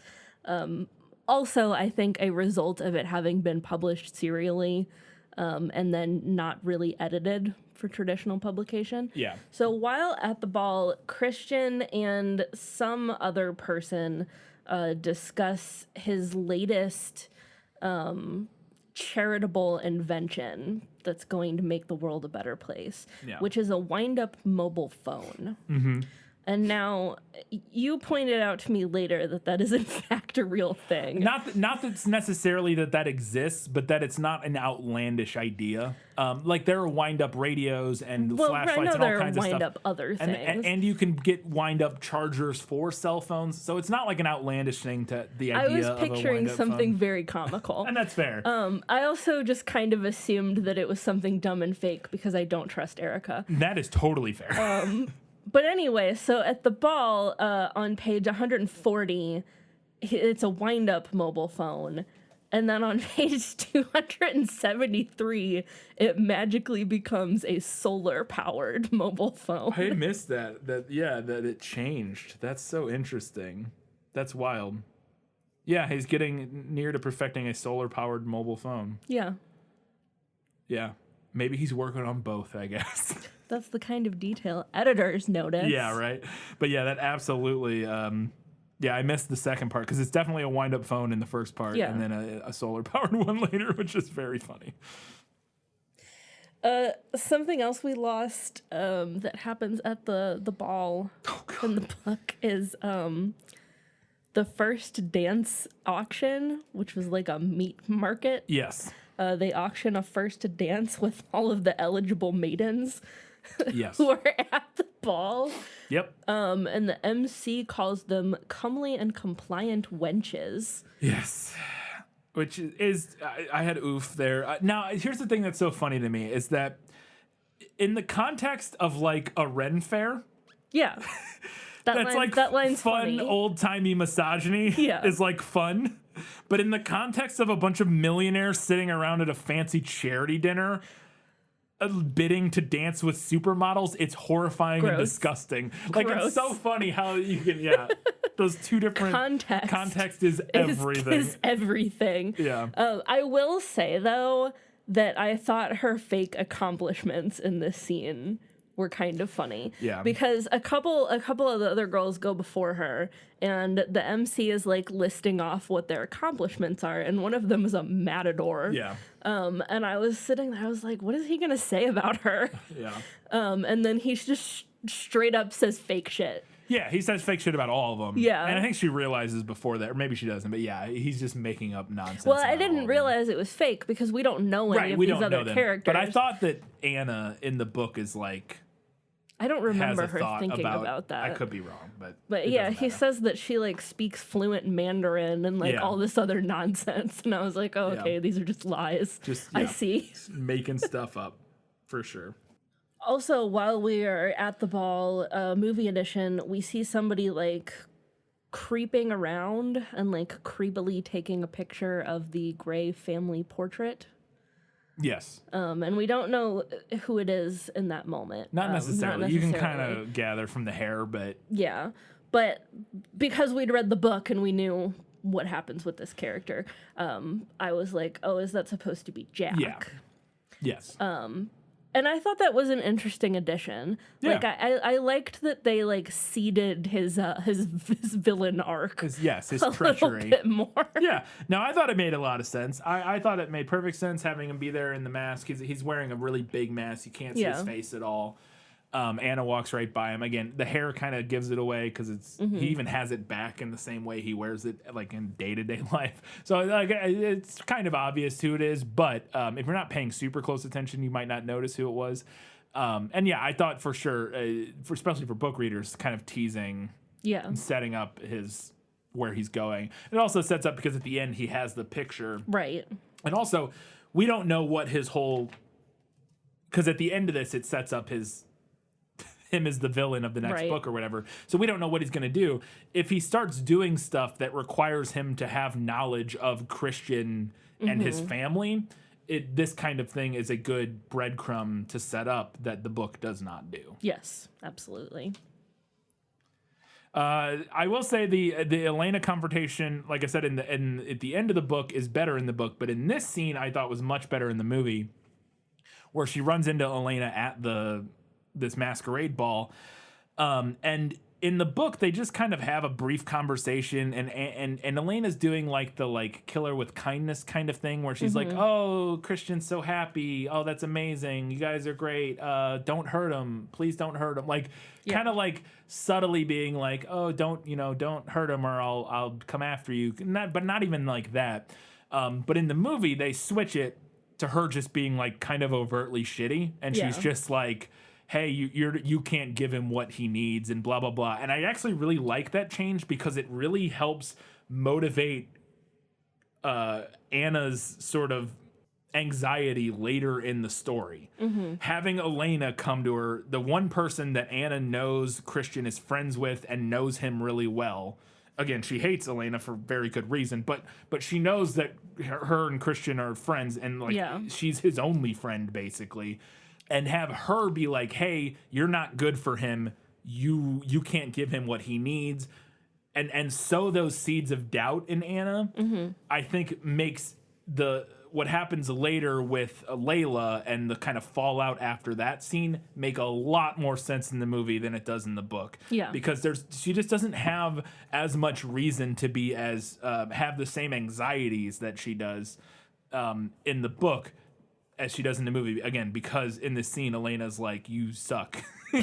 You're not good. You can't give him what anxieties that she already has. Elena feeds into him even more and amplifies them. And I think that just makes it work a lot better. And then it all kind of crests in the scene with Layla, which works a lot better than what we get in the book, which is basically just her thinking about it all the time and freaking herself out. And it's just boring to read. And again, it's just like, it just works so much better in the movie than it does in the book. Handful. So we get the first shower sex scene. We get at least two, if not three in this one. But one of the shower sex scenes in this one, which there's a scene with lipstick that we'll talk about later, but in this scene, they're washing off the lipstick. And he's kind of explaining to her all of his issues. And he has a line that the movie cuts in the book where he says to Anna, "You cannot begin to understand the depths of my depravity, Anastasia," which I could not read that line without just losing my shit. It's very funny. And then also the scene where she does wash off the lipstick in the shower. In the book, in the movie, she just like washes it off and it's kind of sweet or fine or whatever. In the book, she's like sobbing and trying to convince him that he's worthy of love, and he's saying to her like, "No, I'm an empty husk of a man," and it's all just too much. It's too much. It's too arch. It's too camp. It's just bad. And the movie just dials it back to like a normal human interaction. What if Anna and Christian were normal human beings? Yes, exactly.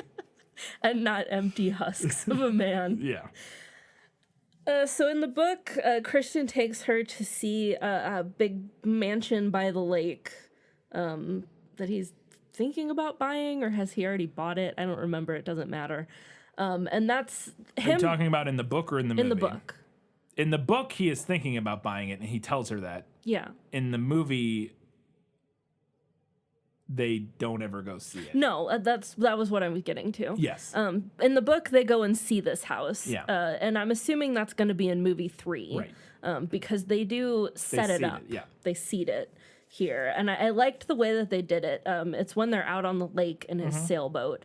And she sees the house and she's like, "Wow, I wonder who lives there. That the view must be great, blah, blah, blah, blah." And then he kind of like makes up a silly story about the person that lives there. Yeah, he's like, "Yeah, there's a widow. She waits on the balcony every day for her husband is a sailor, and he died in a storm years ago, and she waits for him to come home every day." And Anna turns to him and is like, "Did you just make that all up?" And he's like, "Yeah." It's a cute little moment. Yeah. But it's also a great little way to set up that house for later. Yes. Which again, this book or this movie drops the main part of it, them like going to see it, which I thought was smart, and just have that be in the next one. But setting it up here, good change, fun, all of that works. Also, while they're on the boat, I liked that the movie showed them doing more boat stuff. I know they do some boat stuff in the book, but they mostly fuck in the cabin. True. And I liked that they did boat things on the boat. Yes. Yeah, for sure. Also, the book implies that because of the poor writing, it implies that Anna knows what a spinnaker is. And I don't know what a spinnaker is. Well, I don't either, and neither seemingly does Anna, but the way it's written would imply that she does, because it reads, "He beams, grinning from ear to ear. You wait until the spinney's up." He points with his chin toward Mac, who is unfurling the spinnaker, a sail that's a dark, rich red. It reminds me of the walls in the playroom. So she thinks to herself, he's unfurling the spinnaker, and the only thing she's heard in reference to that is him saying, "Wait until the spinney's up." And so apparently she would know what a spinnaker is. Right, 'cause she knows what spinny is short for. She knows spinny is short for spinnaker, but she seems to not know anything about sailing prior to the scene, and so that's just a weird little writing detail that to me felt like E.L. James forgot that she's writing from a first person limited perspective. And like, I don't know. It's the sail that like puffs out in the wind. That's all the sails. It's like the main one that goes balloony. What? Real good nautical terms you got there. It's the main one that goes balloony. I've never been on a sailboat. What do you want from me? Yeah, it's like the main sail. Yeah. That's what I said. Well, all the sails puff out in the wind, though. That doesn't really mean a lot. It is like the main sail, you might call it. Yeah, potentially. I don't. Oh goodness, it's that's the so big funny. one. Yeah.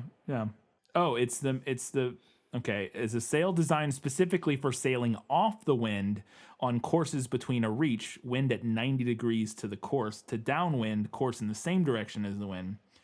So it's a specific type of sail for sailing off wind.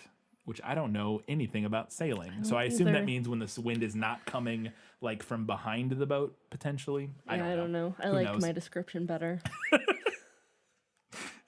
Yeah. That is good. It was fun. That was a good description. The movie cuts the weird car buying scene. What is this like? This is weird ass Saab product placement in the middle of a book. I was like, what is happening? It just so her car gets vandalized. She's got to get a new car. Yeah. But it's so strange because all of a sudden Anna seems like really interested in like cars a car girl in now. a way that has never been alluded to at all. And I'm just like, what is okay? And we don't see her go buy a Saab in the movie, which is good because it's stupid and weird. They must have not been able to get that Saab sponsorship money because otherwise you would have thought they would have included there would have been a commercial for Saab right in the middle of that movie. There is in the book. It's wild. A movie cuts a line of Anna's inner monologue. I mean, it cuts all of her inner monologue, but I was particularly glad to lose this one, thinking about Christian, and she thinks to herself, his beauty is desecrated only by his scars. Oh my God. I had the same line, yeah. I was like, Jesus Christ, Anna, you can't say that. No. Also, that's very much a like I'm 15 and this is deep. Yeah. Like, his beauty is desecrated only by his scars. But yeah, also it's like fuck you. Like scars can be hot. Fuck you. Like what are you talking about? Like it doesn't. It's such a weird. Yeah. Ugh. The book sets up that Anna knows how to shoot a gun. Yes. Because Ray taught her. Which like sure. Yeah, fine. I buy that. Yeah, Ray was in the army. Yeah. Or whatever. And like I made a note in my book notes. I was like, okay, she knows how to shoot. That better pay off. Gotta come back. It doesn't. Maybe Not it in this will. one. Maybe it will in book 3. I don't be. know. But the movie just skips over that because it doesn't there's matter no in reason this one. for it No. to be there. It doesn't matter. Yeah, for sure. Another thing that the movie skips is the return of the OBGYN. Yes. Doctor, whatever her name was, don't remember, not important. Who comes back to see Anna because during the horrifying week that Anna was separated from Christian, Yes. she just stops taking her birth control. I did love that scene when the gynecologist comes back and is like, "You just stopped taking your birth control?" And she's like, "Yeah." And she's like, "What the fuck is wrong with you?" Yeah. It was very funny to me. But the OB in this scene very reasonably points out that Anna could be pregnant. Yeah. Because she could be, because she stopped taking birth control and she has been sexually active. Yeah. Condoms aren't 100% guarantee. And that kicks off a horrifying page and a half where Anna immediately panics over the faint possibility of being pregnant and how Christian is going to respond to that. And also is somehow like shocked by the idea that she could have possibly been pregnant when she's been sexually active. Yeah. Like, of course you could possibly be pregnant. If you're having sex, you could possibly be pregnant. Well, it's because in the book she's just stupid. I know, she's just an idiot. She's just an idiot, like and very like naive about everything. Yeah. Yeah. Yeah. I had the same note because I really prefer like in the first sex scene. They just have sex and we don't see him pull out a condom. God. And which that's a whole thing in the books. And I really prefer the movie just assuming that she's on birth control of some sort, not addressing it, not worrying about it. She's an adult woman. We don't need to worry about it. She's an adult person who can get her own birth control. She doesn't, it's so much better. There's also drops, obviously, then the whole buildup and excitement of Christian being super amped to fuck without condoms and it being like this. It just feels weird. Like it just all feels kind of weird. I at a certain point partway through this book, I was like, I have to wonder if E.L. James has a condom fetish. Right? Because it is every single time they have sex, she has to mention the condom. Well, and I almost wondered, it's like, okay, maybe she's like, oh, I'm just being responsible, saying saying they're having like safe sex or whatever. But it's like, okay, yeah, but you could also just have her be on birth control. Yeah. Or of some sort or whatever. Yeah. Like have her. I mean, she's 22. Yeah. She could have just been on. She could have been on birth control because she's an adult person who wants to. Like it's just, I don't know. It just all feels very. Again, it's because it all ties back to the her virginity and valuing her innocence and her naivete and that being a big part of the of what E.L. James finds erotic about their relationship is her innocence and stuff like that. And so she can't be on birth control. Sluts are on birth control, Katie. Right. So like that's like, you know, so that's what the whole thing is. Sluts only. Yeah, and so that's what the whole thing yeah. is. And it's just gross and weird. Yeah. And the movie is just like, no, they just have sex and he doesn't use a condom because they're And it's another thing that like makes me feel like she's not genre savvy with the genre that she's writing in, because a genre savvy writer would know that that's something you can allow the audience to assume. Yeah. Like unless it's a plot point. Right. We can just let in a modern erotica set in modern times, we can just let the audience assume that someone is using birth control. Yeah, they're practicing safe sex and whatever. Yeah, and like I said, I don't remember if they used condoms in the first movie, like explicitly. I can't recall. I don't remember. But even if they did, I think even at this point, just having, I don't remember either. But I think at this point, like, I think, you know, even if you want to go from the angle of like trying to provide like, hey, they're, you know, making it obvious that they're practicing safe sex, I think we can assume at this point that Anna is on birth control of her own volition, again, as an adult person who just might want to be on birth control for whatever reason.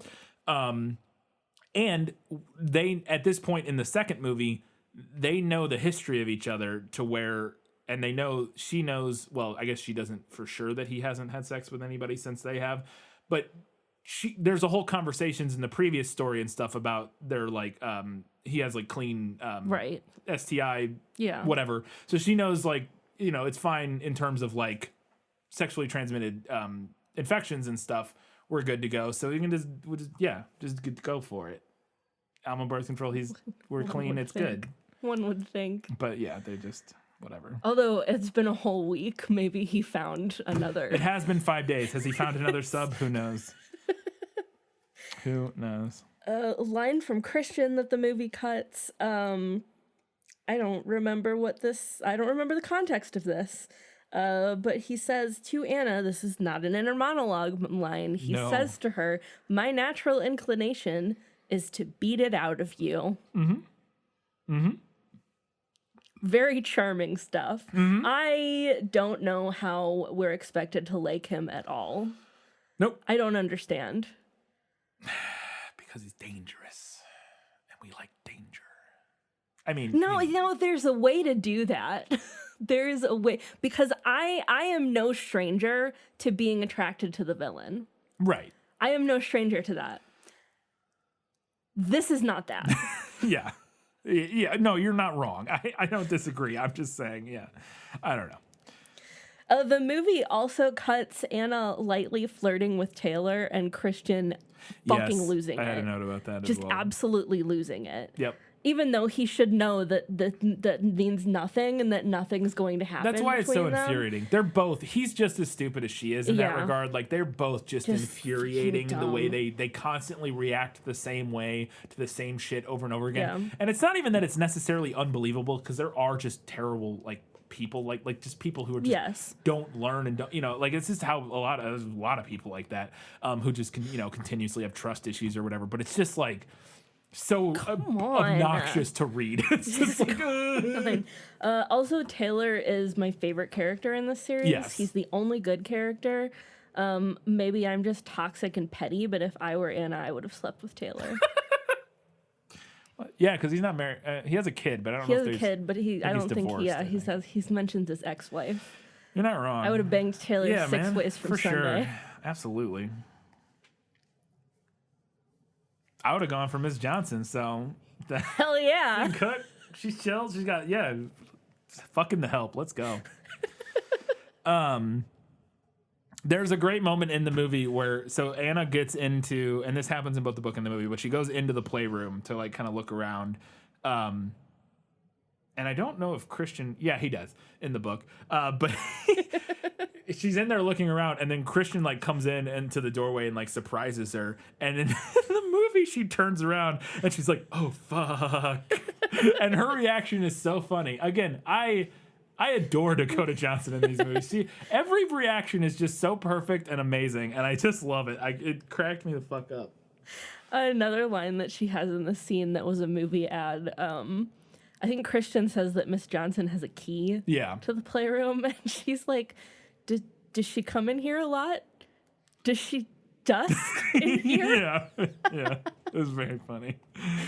Yeah, and then just that whole scene in the movie I thought was pretty good. There's this like cute little moment where she's like asking him what different stuff are, and he shows her like nipple clamps, and he like puts it on her finger, which I thought was kind of cute. And then the other thing the movie cuts from this is this constant back, and not particularly from this scene explicitly, but just overall, is like this constant back and forth, like turmoil they have over the kink stuff in the book, where it's like, and I mentioned it earlier, just keep having the same conversation over and over, where Anna's like, oh, good, we should do the kink stuff, and he's like, no, we're not doing it because I don't want you to leave, and she's like, are you sure you won't hate me if we don't do it? And he's like, yeah, I'm sure, I actually like not doing it. And she's like, but if you don't do it, you might hate me. And I'm like, I hate you. I hate you both. And that it's just constant and it's so annoying because then too, it's like it's just the whole thing is infuriating in the book, and the movie just cuts most of it. It's just so exhausting. The only thing that I do wish, and we get a little bit, like I said, with the nipple clamps and stuff in the movie, but in the book, when she's going through, like, he has this big chest. She calls it a museum chest. Yeah, whatever that is. I don't know. That is. I guess like a display. British thing. Yeah. I feel like I have a vague memory of like kind of what that is, because I think my parents had like one that we had like insect, like it has little drawers that like you pull out. It's kind of like a jewelry thing, but like bigger. Your parents would have a display chest full of insects. Yeah, we had a whole bunch of dead bugs. We had we had all kinds of weird shit. Like, yeah. Anyways, but so I think it's one of those. But she's opening it and she's going through stuff and she's like, "What's this? What's this?" And she pulls out anal beads. And I was hoping when I read this scene in the book that we would get this scene in the movie, because she pulls out anal beads and she holds it up and she's like, "What are these? What's this?" And he's like, "Those are anal beads."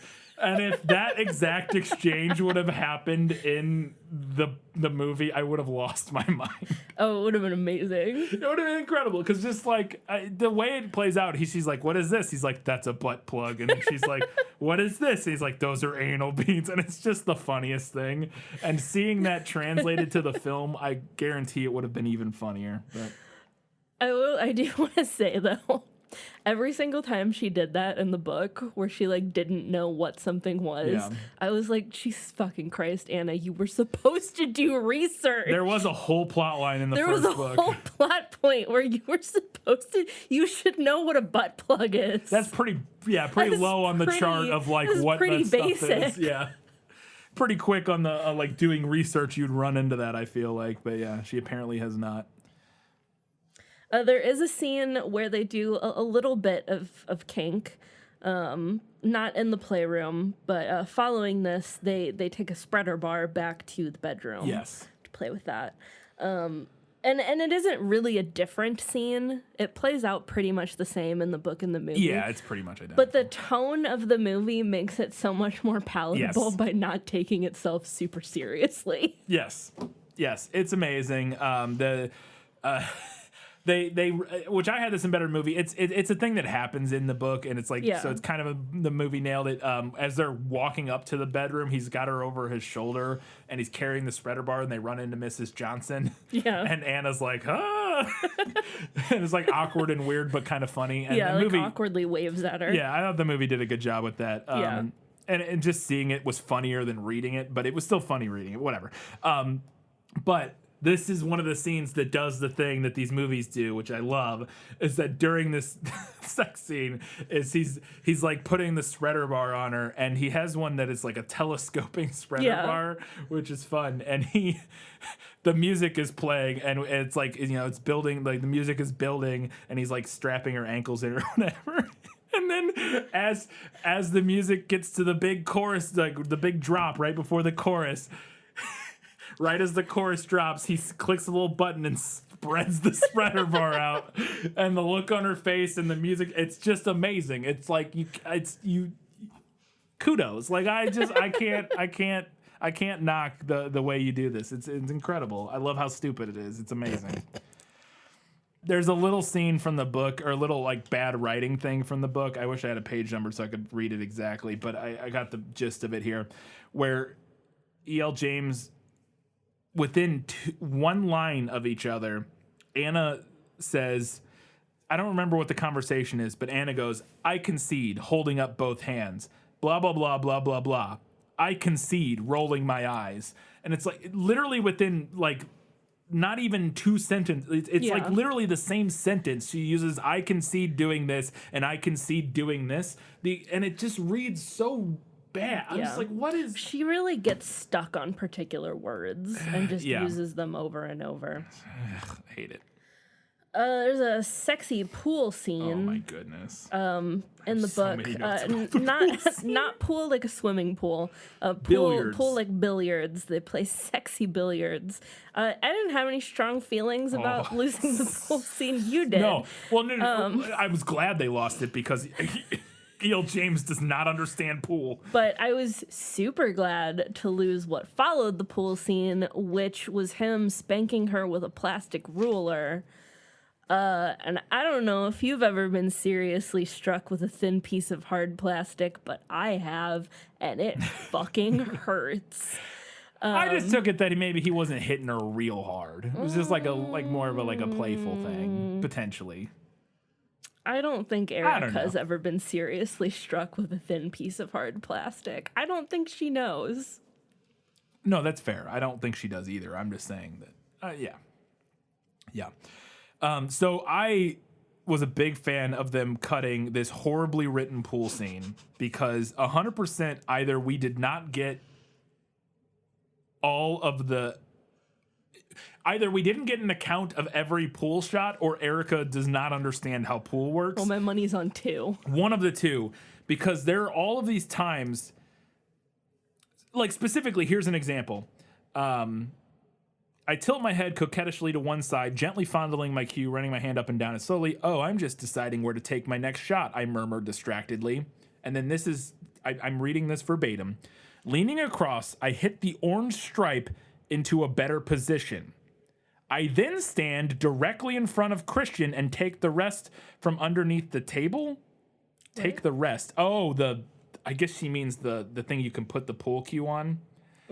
I line up my next shot, leaning right over the table. I hear Christian sharpen, take a breath, and of course I miss. Shit. Okay. I hit the orange stripe into a better position. That means you didn't sink it. Right. Or if you did, she didn't say she sunk. So your turn is over, so it's Christian's turn, but then she immediately goes again. This doesn't matter, but it's written so weird.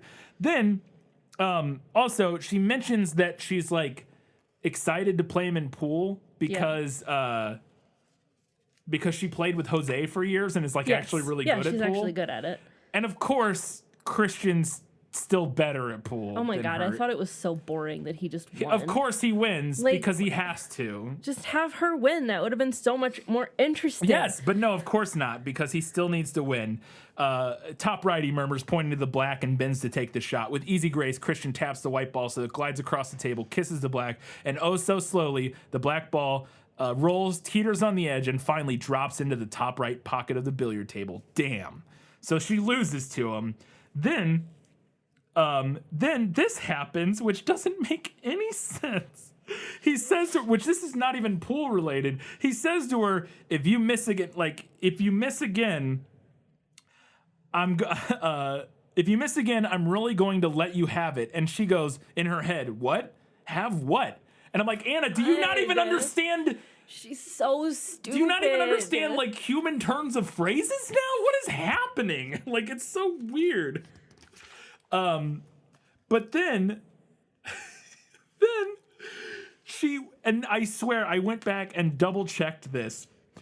He then has her shoot at the black ball after he already sunk it, and there's no thing about him taking it out of the pocket. And I was like, I legitimately was wondering if E.L. James wrote this real late one night, a little tipsy, and was like not keeping track of what was happening, because it just doesn't make any sense. It's wild.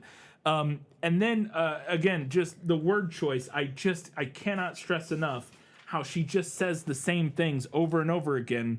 Gently, he caresses my behind and curls his other hand around the nape of my neck, his fingers tightening around my hair at the nape. That kind of shit. You used nape twice, and nape is like a very distinct word. Yes. To use that twice within like 10 words it's noticeable. It's noticeable, and it drives me fucking insane. Like, I hate it. I hate it. I don't know. Anyways, that pool scene was all terrible. I'm glad they cut all of it. Well, to be fair, it would have been fine in the movie, I'm sure. Yeah, like, it probably, whatever. honestly, would have been fine in the movie. But the movie also cuts a line from Christian in this scene. I guess this is when he's going to spank her. I don't remember. Yeah. And he says to her, lovers don't need safe words. And I was like, I mean, sometimes they could. The exact note I had was sometimes, dude, depending on the scene, you dork. Like, what are you talking about? But this story really insists, and I'm interested to see if it ever levels out. Yeah. Because this story really insists on a very hard line between lovers and a dom sub, Yes. like BDSM relationship. Yes. Like, never the twain shall meet. It does at the end here, kind of. A little. Like merge them into a way that it's like, hey, you can do both a little bit, but also what it does divulge is like a more serious dom sub dynamic from like a loving relationship. Like the book seems to posit, yeah, you can do some like whatever kinky fuckery, shall we say, and be in a loving relationship, but you can't do like a 24/7 dom sub dynamic and be in a loving relationship. Yeah. It does seem that the book posits that, which is obviously not true. Yeah. So like but we'll see. Who knows? Movie loses the random pointless plot thread about somebody blackmailing Elena, Mrs. Robinson, that never goes anywhere. I think it ended up being her sub doing it as part of a scene. Yes, I think that is what it was. But like, I couldn't tell if it was supposed to be her coming up with an excuse to talk to Christian, or if it was just something that Erica started on and then like swept under the rug because she decided she didn't want to use it anymore. Yeah, I have no idea. So the movie just cuts all that. I agree. I was like, thank God it cut this pointless blackmail scene. Like what? And again, we overhear half of a conversation. And what I think we're to gather is that, her current sub was doing it as part of a scene. But for some reason, she didn't know that. She wasn't aware or something, which seems weird that the sub, maybe, whatever. I don't know. Again, we don't get it. We hear half of a conversation. We just hear Christian's half. And then it never comes back. And it never comes back. So we're just trying to kind of piece it together. And it's like, what? Okay. And it is not relevant ever again. And, on the subject of Elena, I just think that it could have been interesting if her character had actually been sincere and like had been sincerely rooting for Christian and Anna and had not been a snake. Yeah. Because I thought that's where it was going. I thought that was where it was going too at first, but Erica fucking hates women. Yeah. So here we are. Well, yeah. I mean, I don't know. I don't know if this is the best instance of Erica hates women. Because she's a child molester. Yes. But if there's women to hate, that's a good one. But yeah, I agree though that it would have been way more interesting to have her legitimately like be potentially like friends with Christian and actually like currently looking out for his best interest, and even think that she was looking out for his best interest back when she was sexually abusing him. Way more like complex, dynamic, interesting characterization. Absolutely. And I thought that was where it was going, and I should have known better that of course it would not have gone that direction, because again the book sets it up that way a little bit more, where she insists consistently throughout the beginning of this book, you have it all wrong, that's not what I helped him, blah blah blah. Like she's like, we got off on the wrong foot. Like she's constantly trying to like fix the relationship between her and Anna, and like kind of stress that her and Christian's relationship is good and not harmful or whatever. And trying to walk that tightrope and have her be like this weird semi-villain who also it would have been interesting. but she just turns her into a villain. Yeah, she's just a straight up maniacal villain. To be fair, I lazy me would be like that. I'm just gonna do that because I don't want to try to like manage the nuance of like having a somewhat sympathetic child molester in my story. Like I don't want to. So I get it at least, but it would have been a better writer, shall we say? Maybe could have done something interesting with that, for sure. So we find out somewhere in here that there's this conference for work in New York City that Jack is going to, and he wants Anna to come with him. She's his assistant. Yeah. And Christian doesn't want her to go, obviously. Of course. Of course. But his explanation in the movie of why he doesn't trust Jack and why he doesn't want her to go to New York City with him is so much more palatable than it is in the book.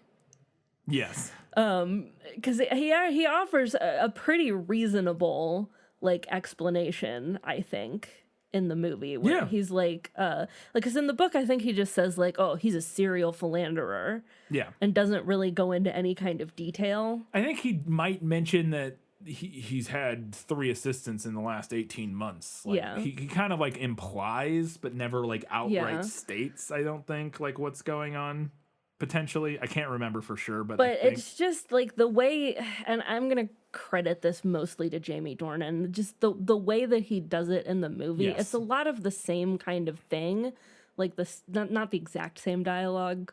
We lose serial philanderer. Yeah. but the way that he delivers it is so much more palatable and sympathetic. Yeah. Than it is in the book. Although I will say I did think in the movie that because he offers to take her to New York, and I thought initially that he was offering to take her like that specific weekend so that she could still do the work, like the conference and the work stuff. I missed that. And I was like, that's actually a pretty good compromise. Yeah. Like, he has a private jet or whatever, I'm sure. Helicopter. Well, yeah, you wouldn't fly that across the country. No, you wouldn't fly that across the country. Yeah, I forgot they were in but Seattle. But I'm sure he could charter a private jet. Yeah, for sure. But I was like, that's actually a really good compromise. Yeah. I'll take you, and you can still do the conference stuff, but you don't have to stay at a hotel with your creepy boss. Yeah, for sure. Great compromise. I don't think that actually was what he was saying. It's never explicitly said, and it ends up not mattering because nobody goes to New York. Nobody goes to New York. But I also want to say that in the book, it really like genuinely pissed me off that he's just right about Jack. Yes. Yeah, because he's such an asshole. Yeah. You don't want him to be right. No, so I don't want him. I don't want, because it justifies his bad behavior, and I hate it. Yeah, exactly. And so the way I had the same note. It's so much better in the movie. They have an actual conversation about it. I love they're sitting there like over a glass of wine or dinner or whatever, having this conversation. And they kind of talk it out, and he's like, he's an asshole, he's a creep. I've done my research, blah blah. I get that you want to go for work, and she's like, and she like puts her foot down. It's like, this is work. I got to do this. You can't stop me from. And he's like, no, that's and they have like an adult conversation. And there's a great line addition that is not in the book that they add to the end, where Christian says something like, oh, I hate when we fight. Or I'm like, I'm glad that that fight's over. and Anna's like, that wasn't a fight. That was a conversation. Yeah. And I thought it was a great line that a lot of people in the world could take to heart about like what the difference between those two things are. But it's just all so much better. And I also really love she ends up being the one who turns down the trip. Yeah. In the book, Christian leverages his power to essentially issue a spending freeze to completely stop her from going. Yes. Like while she's at work, like within minutes. She's like, I'm going to New York. And he's like, you're not. Yeah, no, you're not. Sends an email, and then Jack's like, what the fuck? They won't let me take my he just like stops her from going before they have any conversation. Yeah. Other than her saying she wants to go or whatever. And the movie's just, again, it's just so much better. And then she's the one who goes to Jack and is like, hey, I can't go, blah, blah, blah. It's all better. It's just way better. Yeah. Speaking of Jack, I thought the scene where he gets his kind of like heel turn villain moment, I thought having him try to leverage her career in that moment was better than just having him like randomly turn into a rage monster. Yeah. Like I don't know. This scene in the book, like I'm not saying that a guy who routinely sleeps with his assistants and then is protected by upper management, I presume, wouldn't at some point escalate to violent rape. It just felt to me like it would have rung more true and been more interesting to do something a little more subtle than like a mustache twirling vaudevillian rapist. I agree. Which is what the movie does. Yeah. Yes, I agree completely, because I thought the same thing, that it just feels like he goes from 0 to 11 in the book so quick, from like kind of whatever to like literally like, I'm going to sexually assault you now, like just in the break room or whatever. It just goes from just the dial turns up immediately. But yeah, like the movie's version feels much more realistic, and I love there's he has this line that's great where he's like, oh, it's too bad I wish you could come to New York or whatever. I'm a pretty good teacher, and if you would just try harder, or he goes, if you took your job more seriously, I think you'd find I'm a pretty good teacher. And she goes, I'm sure you are. And it's just amazing. And then he has another great line, and it kind of escalates. And this is the motivation that I think is really interesting. This internal motivation for his turn is his jealousy of Christian and his wealth, and being intimidated by that and emasculated by it. Yeah. And comparing that and knowing that he doesn't have the money or whatever and the power that Christian has, but he thinks he's smarter than Christian. Yeah. And he says that to her. He says in the film, he's like, if you're going to fuck your way to prominence, you should do it with someone who can make you smarter, not just richer, which is a horrifying line, but also it's really well delivered. And it gives him a lot more motivation in a way that feels real. Because in the book, his motivation seems to be that he's just pissed that now he can't like sleep with her in New York. Yeah. Yeah, sure. I mean, fine. But like, yeah, he's a creep. I get it. But like, there's a lot more layers to it. It's a lot more nuanced in the film. And yeah, you can clearly see why. It also helps motivate his whole revenge thing against Christian. It's not just that like, oh, Christian stopped this. It's he feels emasculated by Christian and he wants to seek revenge against him. It's just way better all around. He also tells her that he can make her come like nobody else has. It's like, all right, buddy. Sure. Any dude who's ever said that in the history of the universe has been lying. Yeah. Christian asks Anna to move in with him in both the book and the movie, but I love the way that he did it in the movie. It was very awkward and adorable. He's like, maybe you could like leave some of your stuff here. Yeah. Maybe all of your stuff. Yeah, it's cute. It's a fun scene. Yeah, and again, this is one of the things that's helped by changing the Layla thing of her not, knowing that she has a gun, is that it's not as imminent of a threat, so he can actually ask her to move in instead of just like forcing her to move in, and we get this very cute scene because of it. So then the fallout of Jack's villain heel turn is that he resigns, quote unquote, out of nowhere. Christian gets him fired. Yeah, he's no longer there. And in the book, they just like give his job to Anna. Yeah. They're just like, oh, you're like, acting editor. Yeah, you can fill in for him. Sure. What happens in the movie makes more sense. So much more sense. So much more sense. They're like kind of panicking, and she's like, well, I can help. Yeah, she's like, what can I do? Well, and because her boss, like I don't even know who this lady is. She's I think she was Jack's boss. Probably. Somehow. Yeah. And she's like, oh, we have the meeting with the other whatever, some big meeting this morning. You're like the other editors. The other editors. He's the fiction editor. The meeting with the other editors. You're the only one who knows the stuff he was working on. Go to this meeting. Yeah. Basically. And she's like, and initially Anna's like, I don't know if I can do that. Like, I'm not, like Anna initially kind of rebuffs it and is like, that seems like a lot of responsibility. And she's like, and then eventually she kind of like takes it on. She's like, okay, yeah, no, I can do it or whatever. And then goes to the meeting. She does prove herself at the meeting, which is nice. Although I do think that this whole scene, mostly in the book, but also kind of in the movie, is just further proof that Erica doesn't really know how publishing works, because it would definitely not be an issue that they weren't currently recruiting, because there would be a half dozen junior editors and copy editors jockeying for that job. For for Jack's job. For Jack's job, yeah, because she does say like the boss is like, yeah, we haven't had time to get. It's like, like, no, you've got somebody there in house, ready to step into that role. That being said, I do still think it makes sense that like for that meeting, Anna being his assistant knows, right? Like it makes sense for her to go to that meeting and like kind of present stuff or whatever, and then she impresses one of the other editors or somebody, I don't know, one of the other higher ups in the meeting. She has and it did crack me up that her idea is like, have we thought about considering small independent online authors and maybe looking into them, because I hear they're incredibly talented and very sexy. Wait, what? What am I saying? Yeah.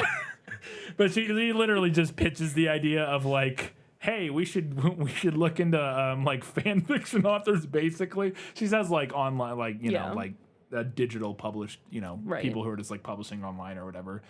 And they're like, what? What is this internet you speak of? Again, it's a little silly, but it cracked me up that, she basically is like out here like standing for E.L. James in this meeting, and that's what gets her job as a acting publisher or acting editor. Yeah. They go out to dinner to celebrate her new job, and the movie cuts a scene where Christian feeds oysters to her. Yeah. Look, if this does it for you, God bless. Go in peace. But the thought of someone hand feeding oysters to me is so wildly unappealing. Just hand feeding. I'm not big on being fed. And especially in public, in a public restaurant, no. It's just, I'm not, nope. Mm-mm. I also don't like oysters, so this whole thing just really did nothing for me. Fair enough. Then we get the the elevator finger fucking scene. Hey! A combination of words that I think that's my first time saying out loud. Yeah, the elevator finger fucking scene. It's definitely, yeah. So he fingers her in a crowded elevator. Yes, because at dinner he has her take off her underwear. I think that's when they disintegrate in his hand. Yes. I think that might have been. No, because he has her take it off. He doesn't. But then she hands them to him. Yeah, but they don't disintegrate in his hand. There's a different scene where he like rips them off of her, basically. Okay, yeah, you're right. That's a different scene. Anyway, so he fingers her in a crowded elevator.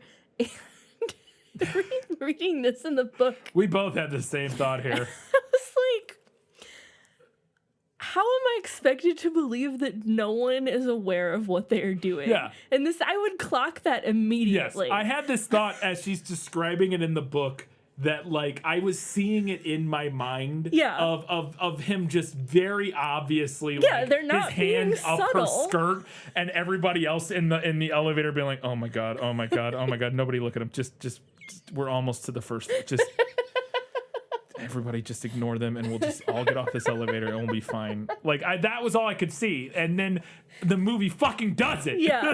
Yes. At least with one of the people on the elevator. It's amazing. The woman, she's like 2 inches away from right them. in front of them. Right there. And then it pulls out to show her face, and she absolutely knows. The look on her face, she is like locked in, staring so intently at the fire warning on the over the fucking elevator buttons that says like this elevator only holds 8,000 pounds or whatever. She is like reading that over and over again, and her eyes are wide, and she can just smell and hear everything happening behind her. I guarantee it. It's just, well, because then he whispers in her ear, he's like, don't come. And it's like, she's right. That person is right there. They're not like across the elevator, which is already small. Yeah. She's like inches from Anna's face. It's hilarious. And I think the movie knew that this was ridiculous. And that this person would know, at least the person right in front of them, if not the rest of them, would realize what was happening. And her look says it all. It's incredible. I love it so much. So then we get our big showdown with Layla in Anna's apartment.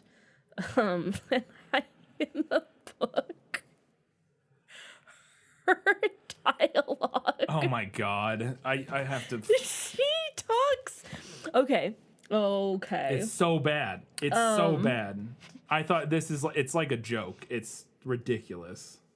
So yeah, Anna goes back to her apartment. In the movie, she's going back to get her stuff to like move into. Yeah. In the book, she's going back to meet Ethan. Yeah. Who is coming to stay there for a little bit. Who is Ethan cut from Kate's the movie. Ethan is Kate's brother. Yeah.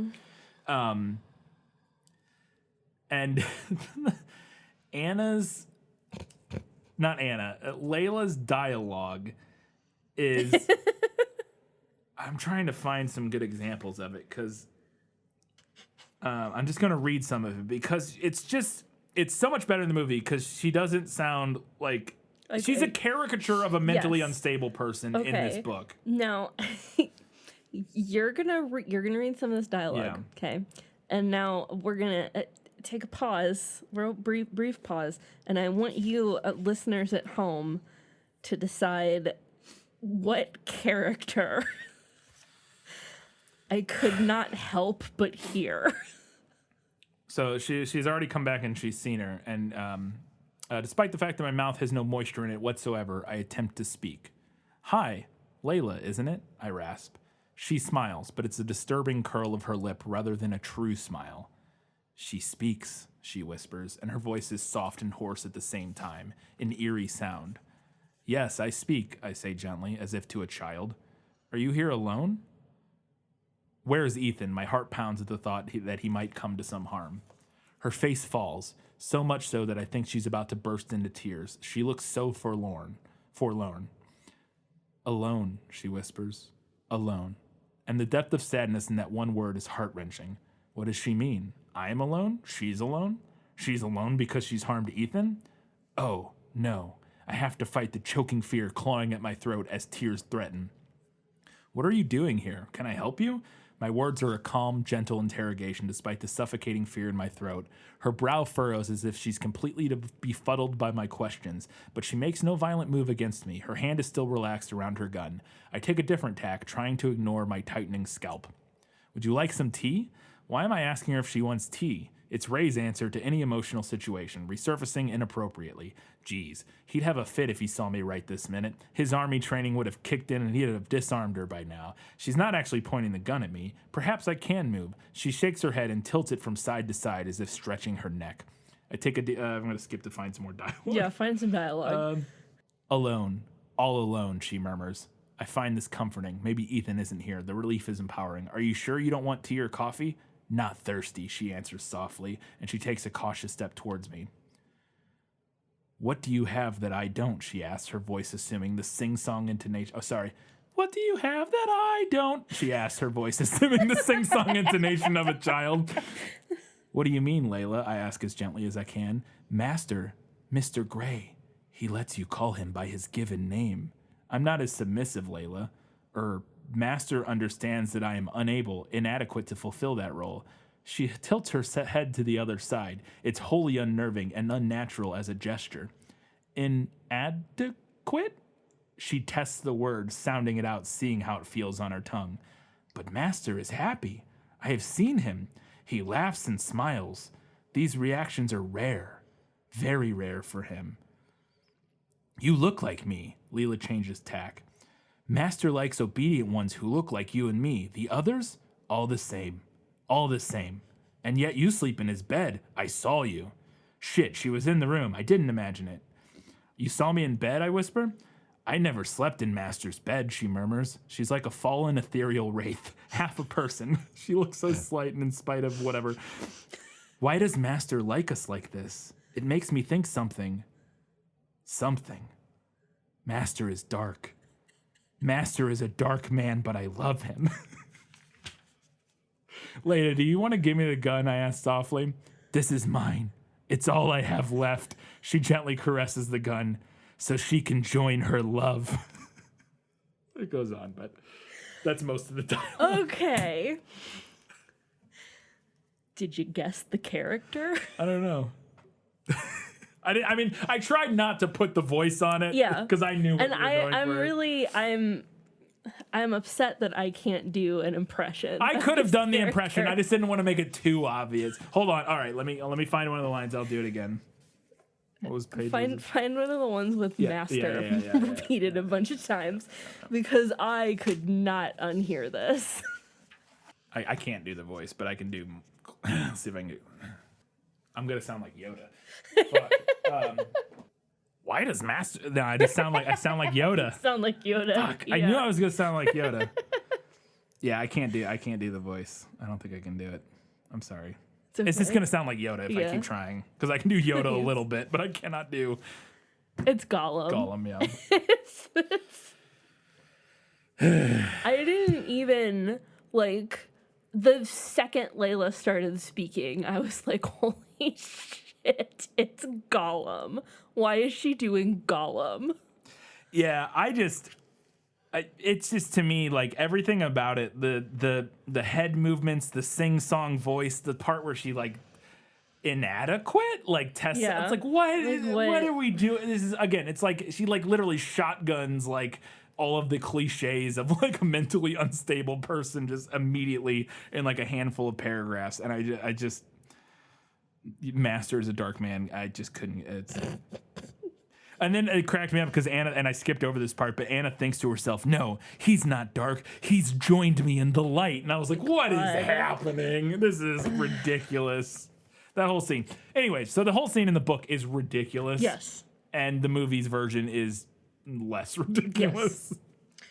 Yes. So adding on to our audio book. Yes. Narrated by George Takei as Anna. Christian Bale as Batman as Christian Grey. Andy Serkis as Gollum as Layla. Amazing. We're building something very special just something here. Incredible. Incredible. She also actually shoots the gun. Yeah, that was surprised us both, and it's a good, like, again, stakes up. Like, it just, again, the movie just concentrates the stakes into, like, super high, big stakes all in this moment, as opposed to trying to stretch it out. And again, having her actually shoot the gun, she, like, shoots it at the wall, is great. It also helps motivate Christian coming up, because in the book, she's only been up there for, like, a minute or two. Yeah. And Christian's like, well, actually, I mean, to be fair, they just had to change it, because in the book, Ethan shows up, and they're like, wait, somebody let you in, but Ethan's here. What? Yeah. But so Ethan's not in the movie. But yeah, having her shoot, I assume that Ethan and Taylor heard the gunshot, and so that's kind of what motivated them to come up. It just all works way better. Then Christian arrives to save the day, and he goes into Dom mode. Like, instantly. And, like, gets Layla to kneel and whatever. He's like, kneel, and she's like, gives him the gun, yeah. And I thought the movie did a much better job of demonstrating why this might upset Anna. Yes. Oh my God, so much better. It just... I hated this scene in the book. It made no sense to me. It was horrible. And Anna, like...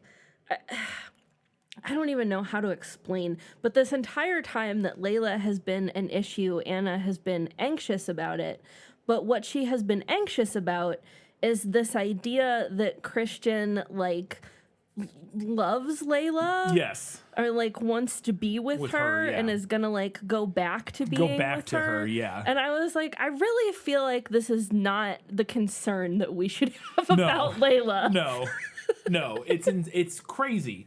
But yeah, in the film it just works better, because one thing that in the book there's like a page and a half of after Christian gets in and looking at Layla, and Layla's holding the gun, and there's this. As I was reading it in the book, in my mind, if it were to translate 1-to-1 to the film, that scene would have been like 5 minutes of them silently staring at each other.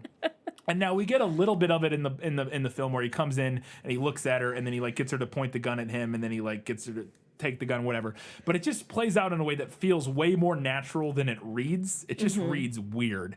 And then in the film, he walks over and he like starts like kind of like petting her head as she's kneeling on the ground, which I don't recall happening in the book. It could have, but I don't recall that. And Anna sees that, and that's really kind of what like sets her off. Yeah. And on top of that, again, having Elena earlier sow the seeds. You don't have what he needs. He needs a real submissive. You're not a real submissive. Blah blah blah. Setting all that up way better. Again, in the book, it's just Anna's own thoughts thinking those things, but they're not really motivated by anything. All Christian does is constantly tell her otherwise. And we have no other external factors causing, and I'm not trying to downplay what your own mind can do to fuck you up. I'm just saying that it just feels better motivated in the film that Elena's like, hey, you suck. You're not good enough. He needs a real sub. And then she sees him walk over and like lovingly caress Layla's head, and she's like, oh my God, she was right. Yeah. Like that, and it just feels like it all works way better. Again, I'm not sure that it actually works better in reality, but coming from the book, it works way better. Anyways, it's just a much better scene. So then she is upset, and in the movie, she goes and like wanders around. Wanders around with her hood wanders around downtown Seattle in the rain.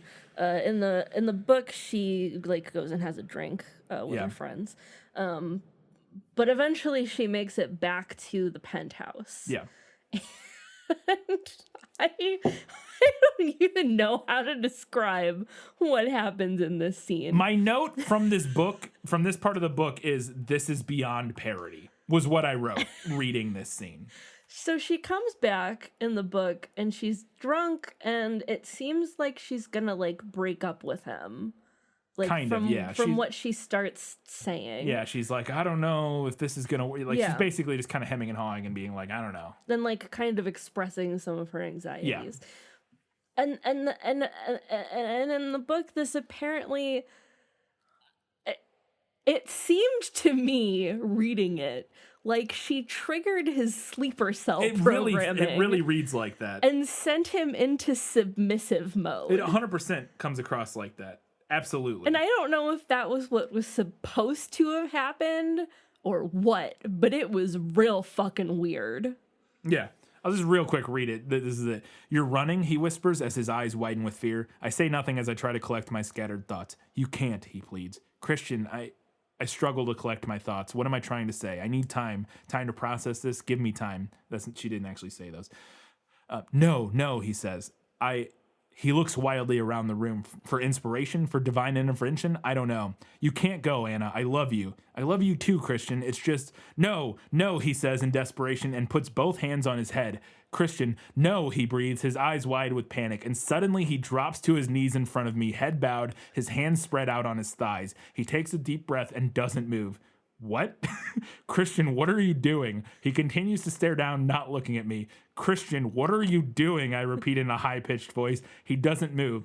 Christian, look at me, I command in panic. His head sweeps up without hesitation, and he regards me passively with his cool gray gaze. He's almost serene, expectant. Holy fuck. Christian, the submissive. And that's how the chapter ends. It's just... It reads like a joke. You cannot tell me that does not read like she triggered his sleeper cell programming. Yeah. Like, absolutely it does. And again, I guess the idea is supposed to be like he's kind of having like a panic attack. He thinks she's leaving him and he doesn't know what to do. So he just like, but it reads so silly. Like I literally was like, this is ridiculous. This is parody. Like it's so silly. But in the movie, it comes across fairly, it's less of like, what the fuck dropping into like overt sub mode and more of like dropping to his knees, panicking, like, I don't know what to do. Please don't leave. It just feels like it makes more sense. I don't know. It's so much better. And then thank God, the movie drops his line about being a sadist. It's in there. They just change it. They change it. Yeah. He says in the book, I'm a sadist, Anna. I like to whip little brown-haired girls like you because you all look like the crack whore. Yeah. His mother. Yeah. And that's his big reveal. Like, they've also been teasing this whole book that he has a deep, dark secret that she doesn't know, and that if she found out about, she would leave. And his big reveal is that he's a sadist, and I'm like, I feel like she kind of already knew that. Knew. I feel... Like, literally the conversation you had in the first chapter of this book was, hey, I don't love how you get off on inflicting pain on me. Which is like the literal definition of a sadist. So it's like, what is happening? Okay. Yeah. But they changed that line. He does say, I'm a sadist.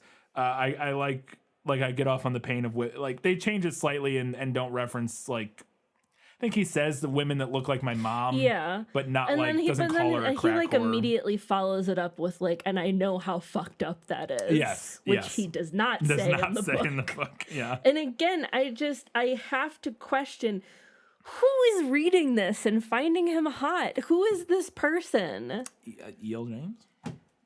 Lots of people, apparently. It's a bestsellers. I don't know. I don't know, man. I don't know.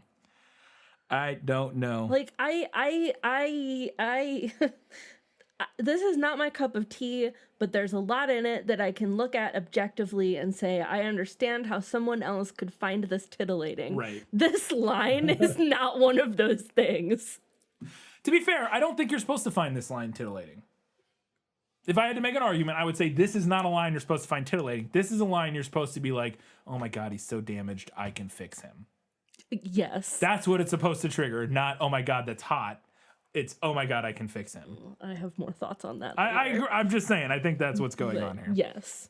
No, yes, that is what's happening here.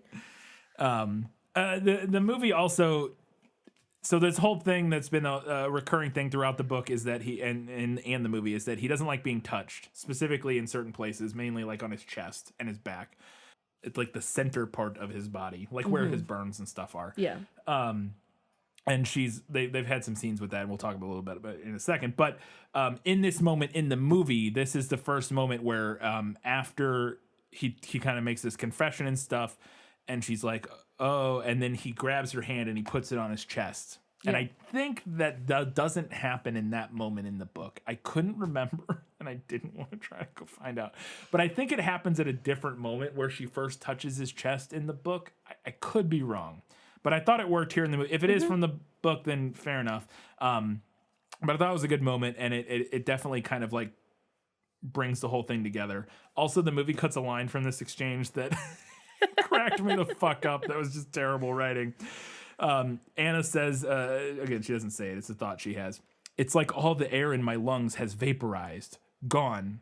And I was like, are you sure vaporized was the word you were looking for to describe air disappearing? She's sure. James. Vaporized is definitely the word she wanted. And how dare you just say vanished otherwise? Disappeared. What? Vaporized? It's already kind of I don't even know if that's technically true, but you wouldn't say whatever. Just this is not the movie cuts this. It's this terrible sentence that I had to include, but it's not. Obviously, the movie wouldn't include it because it's just a thought in her head. But Anna at one point is thinking about some person, and I just had to write this down because there's so many hyphens. I don't even know who she's talking about here. It might be Christian. I think she's talking about Christian. It might be here. Christian. But she says, like, he turns to me and looks at me with his all-American, drop-dead, male model, perfect teeth smile. That's all hyphenated, by the way. All-American, drop-dead, male model, perfect teeth smile. Cool. Great. It's like she literally feels like she's pranking me at this point. Also, Anna's got her new car. She's very excited to drive it. And then while she's driving it one time, Christian's being an asshole telling her how to drive. And in the book, there's this scene where she gets out of the car and she's like, or while she's driving, she's like, well, if you got so many things to say, why don't you drive? And he's like, no. And she pulls over and gets out of the car and throws a temper tantrum on the sidewalk, forcing him to drive or to stop telling her how to drive, which is a fine thing. But the way it's handled in the book, she literally is described as like she's throwing like a 6-year-old temper tantrum. Like she parks the car like in a no parking spot. Yeah. Like and like stands on the curb with her arms crossed and it's like, no, you. Nah. It's like, what are we just? Oh my God, write her like a real person. Like what is happening? And the movie cuts that. Yeah. He does propose to her in the book. Proposes marriage shortly after asking her to move in. We're stacking a lot of things in this narrative. Oh, yeah. The movie has him initially kind of sleepily propose while he's still waking up, which I thought was cute. I was a little disappointed that we went back to that and he actually did like something closer to what happens in the book. But I thought that initial like half asleep thing was very had the cute. same thing that I thought the movie was going to make a change here. Yeah. And they did not. Yeah. But initially I was like, I like this. Yes. He kind of says it in his sleep and she's like, I think you're dreaming. And then it like, you think it's going to be like, because then the next morning they have like a conversation and she's like, you remember anything from last night? And he's like, no, I slept through the night. And I was like, all right, they could do something with that. But then immediately he's like, oh, other than proposing to you. And it's like, okay, then we just do the book version. Whatever, fine. The movie cuts Anna's line, I am not a megalomaniac CEO. And I had to include this because this is one of those lines similar to the one about the chocolate fudge or something from book 1 that I had seen floating around on the internet that I thought was a fucking joke. But it's not. It's really in there. Yeah. I was fine with losing the subplot about Anna setting up Mia and Ethan. Yeah. Ethan's not in this movie. They're just Alice and Jasper, so it's just fan service, functions as a total afterthought. We're fine to lose it. Yeah. Also, there's a weird extra subplot of she sets them up together, and then Ethan comes to her and is like, or no, Mia? Mia comes to her and is like, Ethan won't date me because he says it's weird that his sister's dating Elliot, and it's like all very incestuous, and he doesn't want to date me because of that, and I don't care. It's like, whatever. I don't. None of you are in this book for more than like a page, whatever. The movie cuts a dinner scene that I was very excited not to see. Again, this was farcical. I thought this was like a joke. This is a callback to something that happened in book 1. Was it? Yes. There is, in fact, this is just a replay of a scene that happens in the first Well, book. anyways, they go out to dinner, and they do talk about that scene where they're having dinner at the restaurant or whatever. I think it was the Heathman contract scene. Yeah, it is. In the book, it's the contract scene. Yeah.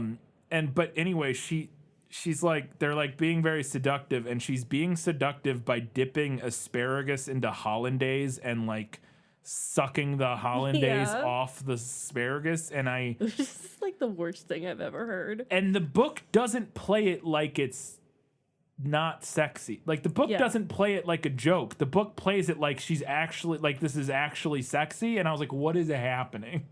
This is weird. I don't like it.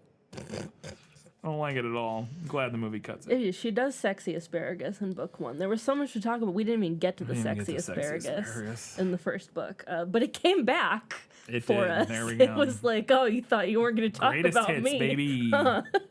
Here I am again. So they're celebrating Christian's birthday. His family's throwing him a party. And the movie adds this exchange. Christian's like, they do this every year. And Anna's like, yeah, birthday. It's a birthday. Amazing. Yeah, it's great. I liked actually seeing the helicopter crash. Yep. It's a boring plot point, which we'll get to here in a second, but I like at least seeing it. Means nothing. It means nothing. Goes nowhere. Other than like motivating Christian, kind of. Kind of.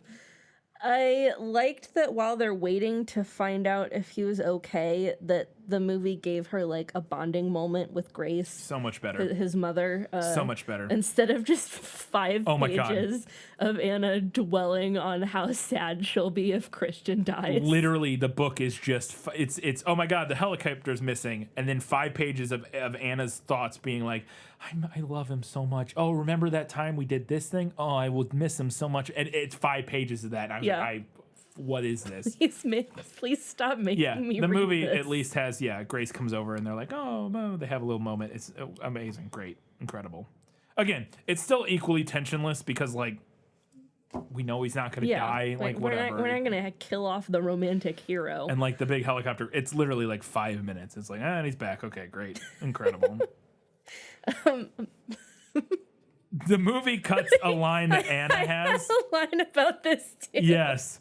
they're having, this is the scene, the big, so this is after everything has happened and lots of stuff has transpired. This is the big final sex scene of the book where they go back into the playroom and she's sitting there and she's like blindfolded and stuff. And she thinks to herself, she's super turned on and she thinks to herself, can one lust after their husband like this? Is this allowed? And it's like, yeah, man. Like, oh, I sure hope so. I felt real bad for E.L. James's husband having to adapt this all of a sudden. He just gets to that page and he's like, oh, son of a bitch. Yeah. Movie also cuts the subplot where she finds a bunch of photos from the playroom, and Christian explains later that he takes photos of his subs as protection against exposure. Just got to slide a little revenge porn in there. He just gets, he says he's going to get rid of him. We don't know for sure that he does, but he says he's going to get rid of him or shred him or whatever. But yeah, he basically has that so he can blackmail them into not telling people that he likes fucking people. Like, fuck you. Like, whatever. That he engages in a consensual dom-sub relationship with another consenting adult. Yeah, great. Fantastic. That's the good thing you need to blackmail somebody about. And the movie also cuts this other terrible Christian thing. So we're at the end here where he's like mostly better, like he's seemingly like in general pretty much better, and then we get this minor thing where she's going out she's making up a birthday cake and she needs to run and get frosting or something, and she's wearing like a short dress, and she runs in to tell him she's going to the grocery store, and he's like, you're going out dressed like that? I don't want anyone seeing you like that, because her dress is kind of short. And I was like, well, that's one issue he still needs to get over, apparently. He does apologize for it when she gets back. Yes, he does. And she also has a pretty good, if I'm remembering right. She does come back at him. Yeah, she's like, Christian, they're just legs. They're just legs. And she's like, you don't get to control what I wear, blah, blah, blah. Like, she comes back at him, and then he does like, you're right, I'm sorry, you wear whatever you want. But it's still just like, why is that even, I don't need that in there. It's just, there's a scene where Kate has found like a printout of an email that they exchanged discussing the contract. I don't even remember. She says she found it in a coat on a door. I was even a little fuzzy on how she found it. Yeah. But she like flies at Christian in a rage, and then like, this is when they get to his house for the big birthday party. When they walk in, Kate's like, get in here. I got words to say to you. Yeah. And she's all mad about this. She's all mad about it. Because she found, and I don't know if we even explained. It was it was an email that Anna had sent asking about the contract or something initially, like one of the very old emails from the first book, I think. Yeah. And then Anna's like, no, Kate, it's fine. And then she's like, oh, I'm sorry. Yeah. It's blown over in like a couple pages. Kate's like, what is this nonsense? This is bullshit. How dare you? And then Christian says the worst thing ever, which the movie cuts, which is he's like, he puts his arm around her in front of Kate and goes, Anna has consented to be my wife. I was like, that is the worst possible way to say that, my dude. Has consented to be my wife? Like, what? That sounds like, again, you held a gun up and were like, marry me. She has consented to be my wife. But he says that to Kate, and then Anna explains that it's all good or whatever. And Kate's like, okay. It's just like, all right. Sorry, I freaked out. What? And then the end. That's all fine. Moving on from that. I was like, what was the point of that? Movie drops the stuff about Anna deciding that she wants to start going to church. So weird. And I was like, oh, truly, Erica, every time I think you cannot make this any worse, please do not introduce a Christian plotline into this. I beg of you. So while his helicopter was missing, she says a prayer. She's like, please, God, bring him back to me. And that was so jarring because there's not been anything even remotely like that. Nothing. In these books. Well, and even in that moment, I was like, okay. I was like, sure, fine, whatever. In that moment, you know, like in her moment of desperation, she like says a quick little, she's like, I prayed that he would come back to me or whatever. Like, fine, throwaway line, sure. But then to follow up and be like, hey, Christian, I want to go to church tomorrow because I prayed for you to come back and you did. I'm like, what? Is this? Now what is happening? Not in my good, clean BDSM novel. Get that smut out of here. I really hope that doesn't come back in book 3, because the thought of having to read a Christian conversion story written by E.L. James is just, I don't know. I fully don't know if I can do that, you guys. I fully don't. If that's in book 3, I'm canceling the rest of this series. It's gonna be tough. It's gonna be tough. But yeah, the movie drops it, so hopefully it's not important enough that it needed to be kept in. I mean, she abandons plot lines all the time. Yes, so Why hopefully not that this is one? another one that is just like little throwaway. And then at the very end, the Jack tease I thought was just way better in the movie. Oh my god! In the book, it's comical. We get a straight up supervillain setup. Yes. I have to read some of this because it's straight up supervillain shit. So we pull back and we leave Anna's perspective. And we pull into Jack, who's sitting and watching from a distance, drinking a cheap bottle of bourbon. He snorts. They have underestimated him. If Gray thought for 1 minute he'd go whimpering quietly into the dusk, that prick didn't know jack shit. It had been the same all his life. People constantly underestimating him. Just a man who reads books. Fuck that. A man with a photographic memory who reads books. Oh, the things he's learned, the things he knows. He snorts again. Yeah, about you, Gray. The things I know about you. Not bad for a kid from the gutter end of Detroit. Not bad for the kid who won a scholarship to Princeton. Not bad for the kid who worked his ass off through college and got into publishing. And now all of that's fucked. Fucked because of Gray and his little bitch. And it goes on. But just that like, I love introducing who has a photographic memory. What does that have anything to do with anything? It just cracks me. Again, and the movie at least is just like, we see him there like watching, brooding, and then he like burns a hole in the...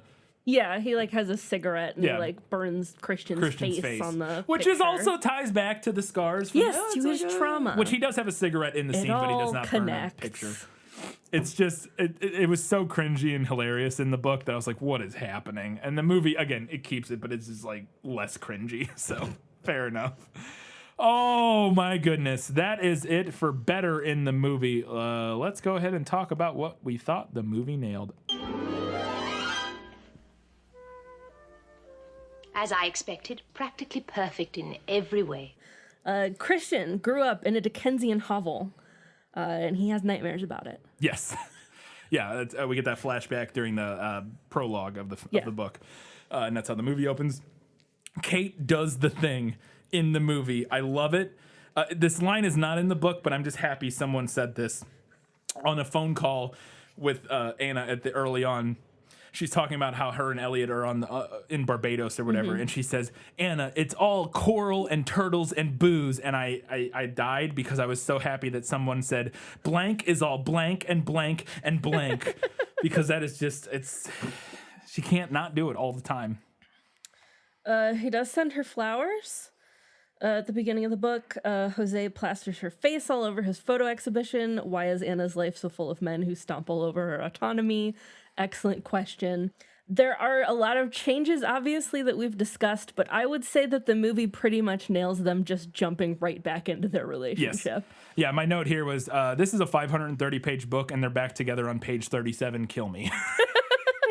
What is them being back together is the most boring possible thing. Least interesting thing you could have Please go possibly somewhere done. interesting, and every it does not. single one of our predictions was more interesting than what happened Infinitely in this book. more interesting. Anna tears up the check that he gives her, and then he reveals that he knows her bank account information. Yep. Terrifying. He takes her to the salon that Mrs. Robinson owns. Yeah. He has a spy file. Creepier seeing it, though. Yeah. And then my note in the book where she's like, "Oh, so it wasn't a coincidence that you dropped by the hardware store." And I was like, "Oh, Anna, you beautiful dumb bitch. Of course it wasn't a coincidence." Yeah. They map out his no places with lipstick. Yeah, I really like that scene because when I was reading that, I was like, this could be a cute scene in the movie. Cute. This could be done really well. And I thought they did a good job. And in fact, they did a little bit. I had a slight better in the movie here is that in the book, he says, "Those are my boundaries." And she says, "I can live with that." And that's what the movie does, which is good. I liked those. I liked that exchange. But then the book adds, right, he says, those are my boundaries. And she says, I can live with that. But right now I want to launch myself at you. And I like that the movie just cuts that second part, which is like kind of undercuts the like gravitas of the scene. Also, it cuts Anna being horrified at the idea of Christian ruining his perfect body with the tattoo. Anna is just so lame. She's so lame. Mine are better in the book for me here too. When he initially hands her the lipstick, she's like, the color is harlot red. Yeah. And I was like, what? Are we in the Old West right now? Are you an old-timey schoolmarm? What is up? Yes. She bids on the weekend in Aspen. At the gala, nothing comes of this in either the book. I'm wondering if that's going to be in the next one or something. I really thought they would go to Aspen, but they don't. They do not. Also, just want to point out that one of the auction items in the book is a first edition Pride and Prejudice, and he doesn't even buy it for her. I thought for sure he was going to buy that for her. What even is the point of dating a billionaire if he doesn't casually buy you a first edition Austen? Mm-hmm. I ask. It's a good question. They have sex in his childhood bedroom. She sees a picture of his birth mother. Super nice, though, to skip all of his weird commentary and misogyny with that. What? I don't remember. With the birth mother photo. Oh, like, yeah. That's no one of consequence. Right, and blah, blah, blah. Yeah, she's super into it, though. She this is where she like begs him to spank her. Yeah. and in both the movie and the book. Super into it. Yeah. Her car gets vandalized by Layla. Mm-hmm. I agreed with Christian Grey about something in this moment in the book. Anna was like, are we going to call the police? And he's like, she needs help, not police intervention. And I was like, Christian says ACAB? I agree with him. Yeah. There's the exchange in the shower where as she's touching him or washing off the thing, and this is the first time where he kind of says, I love you. And it translates directly into the film where she's like, it means you love me. And he says, yes, I do. It's exactly out of the book. Also, we're on page, and this, I have this in movie nailed it because the movie I don't think does this at all, which I guess you could say this book is better. But we're finally on page 208 of the second book in this series before they have like a normal dating conversation about like their favorite movies or their jobs or like anything to do with their normal lives. We're literally 200 pages into the second book and they finally have that conversation. And again, I don't know if they ever have a conversation like that. Know. Not really. But they have more normal conversations overall. Yes, their conversations are more normal overall, so it doesn't feel as necessary. But yeah. I was nice to be like, hey, look, them being normal humans, kind of. When Christian is missing, everyone is gathered in his apartment to wait, see what happens. Yep. After he proposes to her, she buys him a birthday gift. She says, I don't know, I'll let you know. I can't say yes or no right now. But she buys him a birthday gift. And gives it to him, and it's a keychain. And when he gets back from the helicopter crash that night, she has him open it, and he flips over. It's like a Seattle skyline. He's like, "Oh, a keychain, great!" And then she's like, "Flip it over," and he flips it over, and it says "yes" on the back. Yeah. And I am fully of the opinion that they screwed this up by not changing it in the movie because the movie does exactly what the book does, and I really think they missed out on not having her hold on to that until after he does the big proposal at the end. He needed to, because one of the things in the book that the movie doesn't really touch on very much is that she was like, oh, that's kind of a weak proposal. You just like, as we were laying in bed, we're like, hey, we should get married. And she's like, that's kind of sucks. And he's like, oh, you want a big proposal, blah, blah, blah. And she's like, well, I don't know. It could be a little more romantic. But then before she ever gets the big proposal, she buys him the keychain, and then she has him open it because she gives it to him as a present. And it's like, here, don't open this until your birthday. She gives it to him like a week before his birthday or whatever. She's like, don't open this until your birthday. But then after he almost dies in the helicopter crash, she's like, open the present. I want to marry you, blah, blah, blah. Which I think works okay. But then it leads to the weird thing that we get in the movie where we get like 3 proposals. Yeah. It's like we get like the initial weird proposal, then we get her giving him the keychain and him opening it and it being like yes, and they're like, oh my god, yay! And then we get the ring proposal, the big romantic proposal at the end. And it's like, well, why do we have these 3 proposals? And I feel like they could have made this work. They could have finessed it by having her give him the keychain early and then not have him open it until the big flower proposal that he had planned, like the big showy proposal, and have him fretting about whether or not she was going to say yes, and have him be like, wow, maybe she's not going to marry me. And then he has to do this one big, like he ends up doing this big flower, like this big fancy proposal to like, as a last ditch effort, kind of like, maybe not last ditch effort is the right way to say it, but like he's like unsure of what she's going to say that whole time. And so then he wants to give her the big proposal she wanted. He gives her the big proposal and she reveals in that moment, I said yes a week ago. Yes. You know what I mean? That would have been so cute. That would have been so cute. And they don't do it.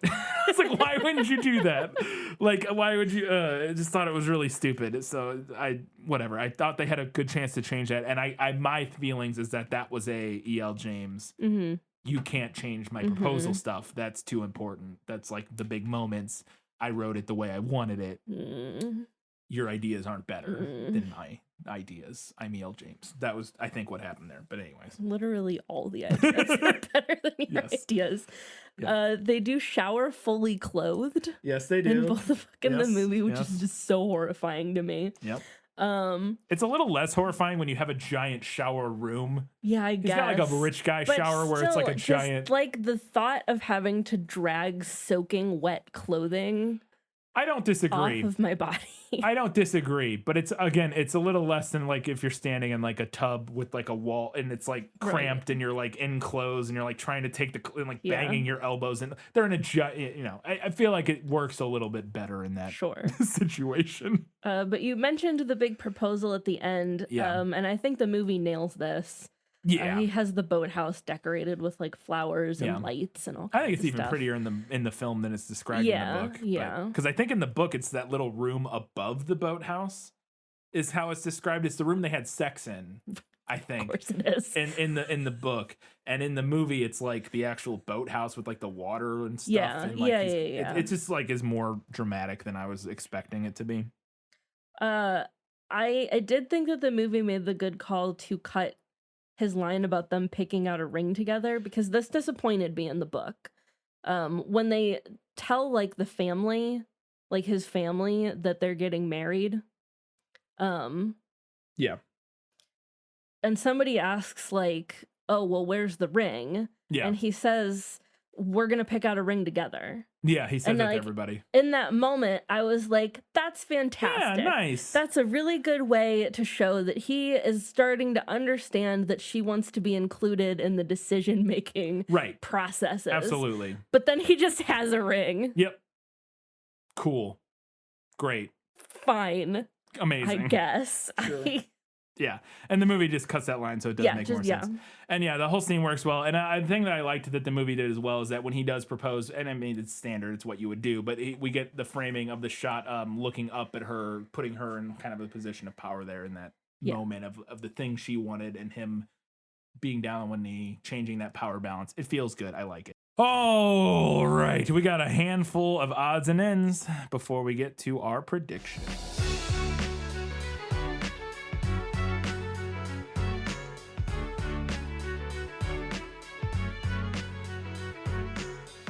Odds and ends about 50 Shades of Grey saga, alternately titled "I Can Fix Him," a fantasy by Erica Mitchell.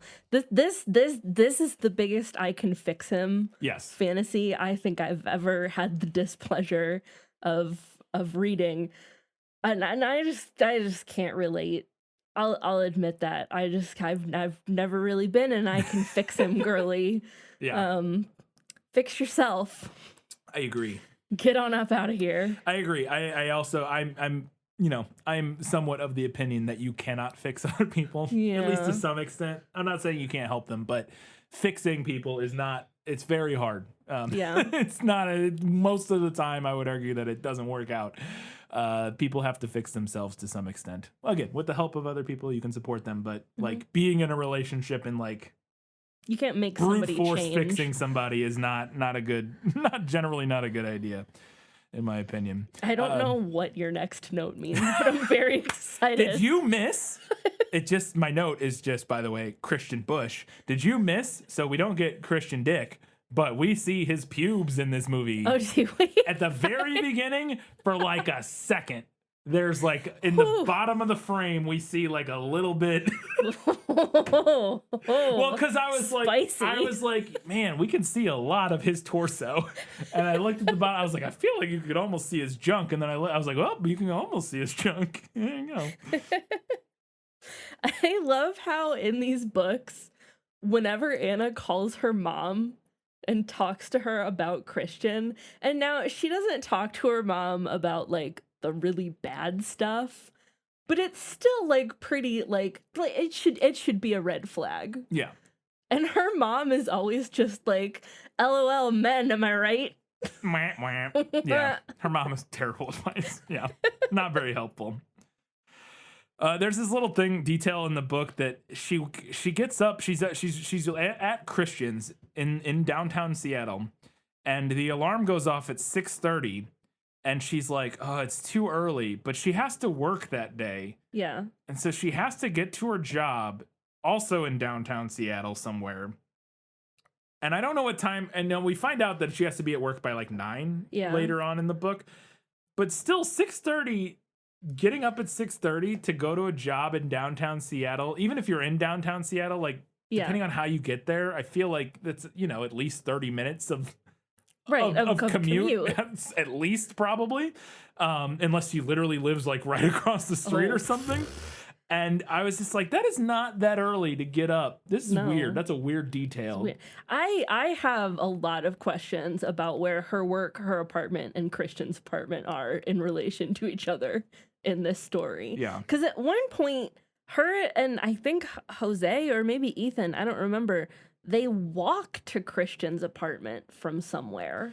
That's after they go from her apartment, they go across the street and have a drink after the Layla thing. At the bar. And then they walk from the bar to Christian's apartment. I don't know. I guess they all it's all like right there, I guess. Oh, yeah. Apparently. Very close neighborhood. Yeah. Nobody anywhere in the making of these properties understands that truly expensive things don't have price tags on them. Yeah. Because Anna looks at all of the price tags on her expensive clothes. And the thing that tipped me off was the Louboutins that she wears. I'm like, I've never seen a pair of Louboutins in person, but I feel pretty confident that they don't have a price tag stuck on them. Well, they wouldn't. But also, once they're bought, why would Christian leave they're in his apartment? No. Even if they did, which I agree that they wouldn't like. They would and I mean that's the thing, they wouldn't. It's like when you go to a nice restaurant and there aren't prices listed on the menu. Market price. People with money don't do that because they don't care. Yeah. It doesn't matter. Yep. One of the things we discussed while we were watching this that I thought was really interesting is that another way this movie benefits is that it's a 2-hour-long movie, which is not short. But watching it literally right after reading a 550-page slog where the same shit just happens over and over again makes a 2-hour movie feel like a festive jaunt. Yes. It is insane. Never has a 2-hour movie that is not even very good felt so short to me. We were watching it, and I felt like I had just started it. We'd just started it, and then you pause it, and I was like, an hour and 10 minutes into the damn, movie. we're almost done. Yes, I know. I felt the exact same way. And I think it's because your mind tricks you because you're like, oh my, well, you know the events that have happened in the movie, and you're comparing them to the events in the book, and in the book, you're like, oh God, we're like halfway through, so there's like a million pages left, and it's like, no, it's like, we're almost there. Yeah. The scene where he's spanking her in his childhood bedroom. Yep. I noticed this as well. He smacks her same butt cheek over and over. Every single time. I was like, rotate cheeks, my dude. Yeah, which I think is even mentioned in the book. You're supposed to go back and forth. Which I think is mentioned in the book, but for some reason they did not do in the movie. Just an oversight, shall we say. There's this conversation in the book that cracked me the fuck up, and I have to ask our British listeners if you're stuck around for all 4 hours of this so far. She's talking to Christian, and he's like, "What do you want to eat?" And she finds some leftover, and she's like, "Mac and cheese," and he's like, "Oh yeah, mac and cheese," and she's like, "You like mac and cheese?" And he's like, "Yeah," and then into herself she thinks, who'd have suspected Christian Grey likes nursery food? And I was like, what the fuck is this British nonsense? Do you guys not eat mac and cheese over there? Like, adults, do they not eat mac and cheese over there? That's like an all-person food here in America. Like, I get... Like, your blue box Kraft mac and cheese. Whatever. I think there are people who would be like, oh, that's kids' food. Sure. But mac and cheese, yeah, it's an everybody food here. Yeah, and especially like fancy mac. Yeah. Like you can get fancy his mac and cheese assuredly it would be fancy mac and cheese. Like you go, plenty of restaurants have like fancy mac and cheese. It's probably made with real cheese. Yeah, it's just, I was like, what is this nursery food? And also that specific descriptor, nursery food, is not a thing I have British ever read in American I've never heard anybody say that. I've never heard it in a movie. I've never read nursery food. Like you would say like kiddie food or something else. Like that felt very British to me, which I thought was interesting. So we've talked a lot about the condom thing through this series so far. They put on a condom every single time they have sex. And there was a point partway through this book where it goes from Christian putting on the condoms to Anna putting the condoms on him. And then I think it goes back to him putting them on. But I had this moment where I was like, is it interesting that we moved from Christian putting on the condoms to Anna putting them onto him? Or am I just desperately grasping for any sort of meaning within this text? I think it could be both. I think mostly column B, that you're mostly just grasping for any sort of meaning in this text. Please give me meaning. But also, I think there is something to be said that Anna is more enthusiastically consenting to what is happening. More of an active participant. Yes. I think that's not completely accidental, but yeah. I have to ask this question because I don't know the answer to it as somebody who does not read romance. So many times in this book, Christian all the time, but also Jack and other characters, Anna will describe them as their eyes flashing a color, like Jack's eyes flash the darkest blue, Christian eyes flash gray, like or like Christian's eyes darken, and like all the time this happens. And I wanted to know if this was a common romance thing or a holdover from Twilight, like the eyes flashing or darkening or whatever, because I was like, this could be a Twilight thing because their eyes do kind of like change or whatever. I don't know. So it's two things. One, you're right, this is a big romance trope. Okay. It's also a very big fan fiction trope. Okay. Yeah, it's just it's so constant. Eyes do lots of things that eyes don't normally do. And I get that I was meant to read it more sort of, metaphor, not metaphorically is not the right word, but it's not like literal necessarily. No, it's just describing the way that somebody's complexion or face change, the perceptible slight differences in their face. But yeah, it's always described as his eyes flash a dark blue. And I was like, what is that? What is, all right. Here's my take on Christian. If he really loved Anna, he would pay off her student loans. 100%. What's the point? Have dating a billionaire if he's not going to pay off your student loans? Yeah. I am taking applications. There you go. So I don't know if this will ever be spelled out literally in the text, but after finishing this book, I think it's very clear that our reading from the first movie, our interpretation that we thought the first movie did of turning Anna into like a brat basically and having that kind of be their dynamic, I think definitely comes from the books. Yeah, I agree. She becomes that character in this book, and I think it's just the movie made a smart choice to kind of have her be that from the beginning. And I think the movie does it better. I agree. I agree the movie does it better. I just think it's definitely something they pulled that aspect of her personality from the books. Yeah, I think that was what E.L. James wanted, but maybe like didn't know how to do or there was so much other stuff going on that I'm also wondering if we will ever get that literal language used, if E.L. James is even aware that's a thing, like of the concept. You know what I mean? Yeah. Or if I'm guessing not. If I had to guess, I would guess not, but maybe we'll see. After Christian gets back, after he doesn't die in the helicopter crash, everybody's in the apartment, and him and Anna are having this moment, reuniting moment, and then the camera pulls back, and everyone else is just standing in the elevator waiting, awkwardly staring for them, so they can leave. Yeah, and it's amazing. Yeah, it's it was very funny. So. This is like one of my last notes, but I think I've mentioned this before, and I'm truly not trying to like be a pick-me here or whatever, but I know it's not remotely an uncommon thing, but reading about Anna and Christian both being super jealous and weird about other people finding each other attractive is so weird to me. Yeah. And so like foreign. I just like, because they both do it where they will see a person like look at like Anna will see a person look at Christian and be like, he's mine, you bitch, how dare you find it? Like and the same thing with Christian for Anna, like dialed up to 1,000,000.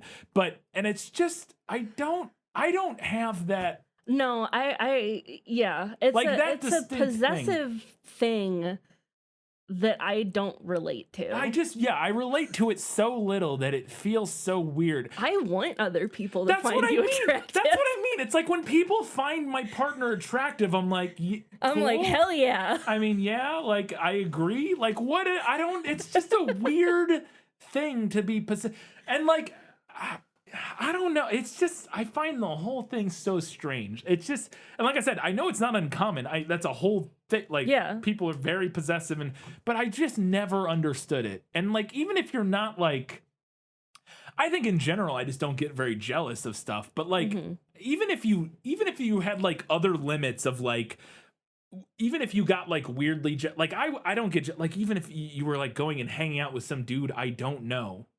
As like a friend, and you guys were like getting, I guess all of it also boils down to the fact of like trust and like being in an actual healthy trusting relationship is part of that. But like so I'm sure that's a big part of it. But like even if I could understand somebody having like maybe some slight hang-ups about like their partner going and hanging out with somebody who could potentially be of like, you know, somebody who they might be interested in or whatever. I don't have those issues. But I could at least understand, like, maybe somebody would, like, that at least, like, registers in my brain as, like, a reasonable thing. But the idea of, like, another person looking at your partner and finding them attractive and being jealous of that. Yeah, being upset by or upset by that is insane very to me. Foreign to me. Yes, it's so weird. I do not get it at all. Anyways. I have to ask this question. Why does the keychain say yes? Seattle. It's yes! Seattle. Exclamation point. I don't get it. I will say that as I read it in the book, the description that I got was that it was like a programmable LED panel. Kind of like those belt buckles or whatever that you could get that you can like program to like say things. So I interpreted it as like she bought one and like got it to say yes somehow. That makes more sense. I interpreted it as like a holographic, like where you would tilt it a certain way and you would see the word yes. But I'm still like, I don't understand why it would say yes. Yeah, because in the movie it's like just like it's like a drawn on, and then the LED light just lights it up basically. Yeah. But like the text couldn't change. Maybe you're just really excited about being in Seattle. Yeah. Because normally those would have like a name. Right. Like that would be like that would be the classic version of that keychain. But I don't know. Imagine he flips it over and it says Christian. Yeah. Cool. All right, amazing.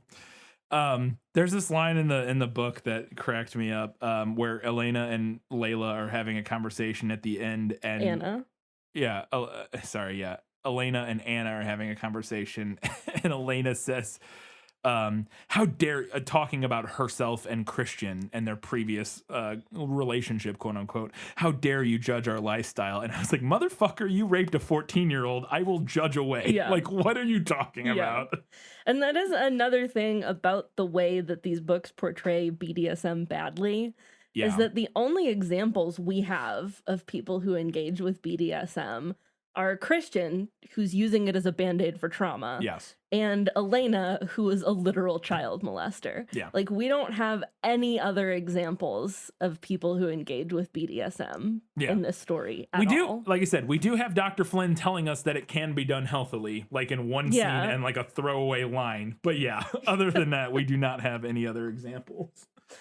Other question I had watching the movie, why is Jose at Christian's birthday party? No idea. He's just randomly there. Don't understand Literally no that. idea. They don't even like each other. Nope. I guess, yeah. I don't know. I don't know. Also, my last note here. So at the birthday party, Christian, one of his coworkers is there. I don't remember what this woman's title is. It's the person who it's was Roz. It's Roz. It's his number 2 is what number they say in the book. Okay. She was in the helicopter with him when it crashed. But she is a lesbian, or some kind of sapphic. She has a female partner. Yes, her partner's a woman. And at one point during this party, one of them says to Anna, they're like, we're gonna go outside and smoke a cigarette. Do you want to come with us? And I was like, Anna, hear me through the book. Go smoke a cigarette with the lesbians. Anna, this is so important. It's like the end of Ghostbusters. Anna, if a lesbian asks you if you want to smoke a cigarette, you say yes. It's good life advice. It's classic life advice. All right, let's go ahead and see how we did on our predictions for the 50 Shades Saga. It's gonna happen, Edward. I've seen it. Getting into our previous predictions, we're going to do a quick recap. My first prediction, we find out that Elliot Grey has some terrible demons, despite appearing to be the perfect Grey brother compared to Christian. Kate and Anna have to deal with this. No, incorrect. Nope. He was barely in the book. Barely in the book. My first prediction, Anna tries to be in a normal relationship with Jose, but isn't satisfied and worries that her experience with Christian has quote-unquote ruined her. Nope, not even a little. Again, more interesting than anything. All of these. My second prediction, Mr. Hyde, Anna's new boss at the publishing company, starts problematically flirting with Anna, and she has to navigate that. Ultimately, he ends up becoming a bit of a villain because she eventually shoots him down, and I will say I nailed that one. You did. Spot on. I will say also that one felt the most obvious of all of them. I thought the previous book kind of set that up very on the nose, but yeah. My second prediction, Christian engages in risky behavior following Anna's rejection and ends up getting injured, perhaps doing something kink-related. She rushes to his bedside when she finds out. No. Of course not. Would have been more interesting, but nope. Yeah. My final prediction for 50 Shades Darker was Christian gets back into a sexual relationship with Mrs. Robinson in an attempt to make Anna jealous, / because he's lost and he reverts back to that safe place. No, they get back together immediately. Again, the most boring possible. Yeah. And my last prediction was that Elliot and Kate would elope and drag along Anna and Christian, forcing them to interact with each other. That would have been so fun. Classic rom-com but it setup. Didn't happen. Didn't happen. What the fuck, E.L. James? Come on. All right, so we only got one there, but we do have some predictions for the final installment of 50 Shades Freed. My first prediction, and I'm so excited about this because it is based textually in the novel, a thing that I picked up while I was reading 50 Shades Darker. And the first prediction is that Anna writes the 50 Shades trilogy in universe. I hate that. I hate it. My evidence for this is a couple things. One, what we've already talked about, the fact that her descriptions of and now it is like first person, whatever. But the fact that all of her descriptions are like kind of like censored and like innocent and blah blah blah. I think that ties in with that. But it's also in first person, so whatever. But my more textual, my more important piece of evidence for this is there's a little throwaway line, and this could very easily be a thing that E.L. James just threw in there and is never relevant again. Is that Kate comes home And Anna is like, or comes back from vacation. Anna's like, I have to tell her everything that happened over the 2 weeks while she was gone. Like, I broke up with Christian, we got back together. All of this shit happened to so much. And she thinks to herself, how am I going to tell her all that happened in those 2 weeks? I should write it down so I don't forget anything. And in that moment, I said, oh my God, is Anna going to write 50 Shades in universe? She works at a publishing company. That would be amazing. That would be amazing. That, or it's just a clumsy plot thread that we're going to get forgotten, but whatever. That's my first prediction.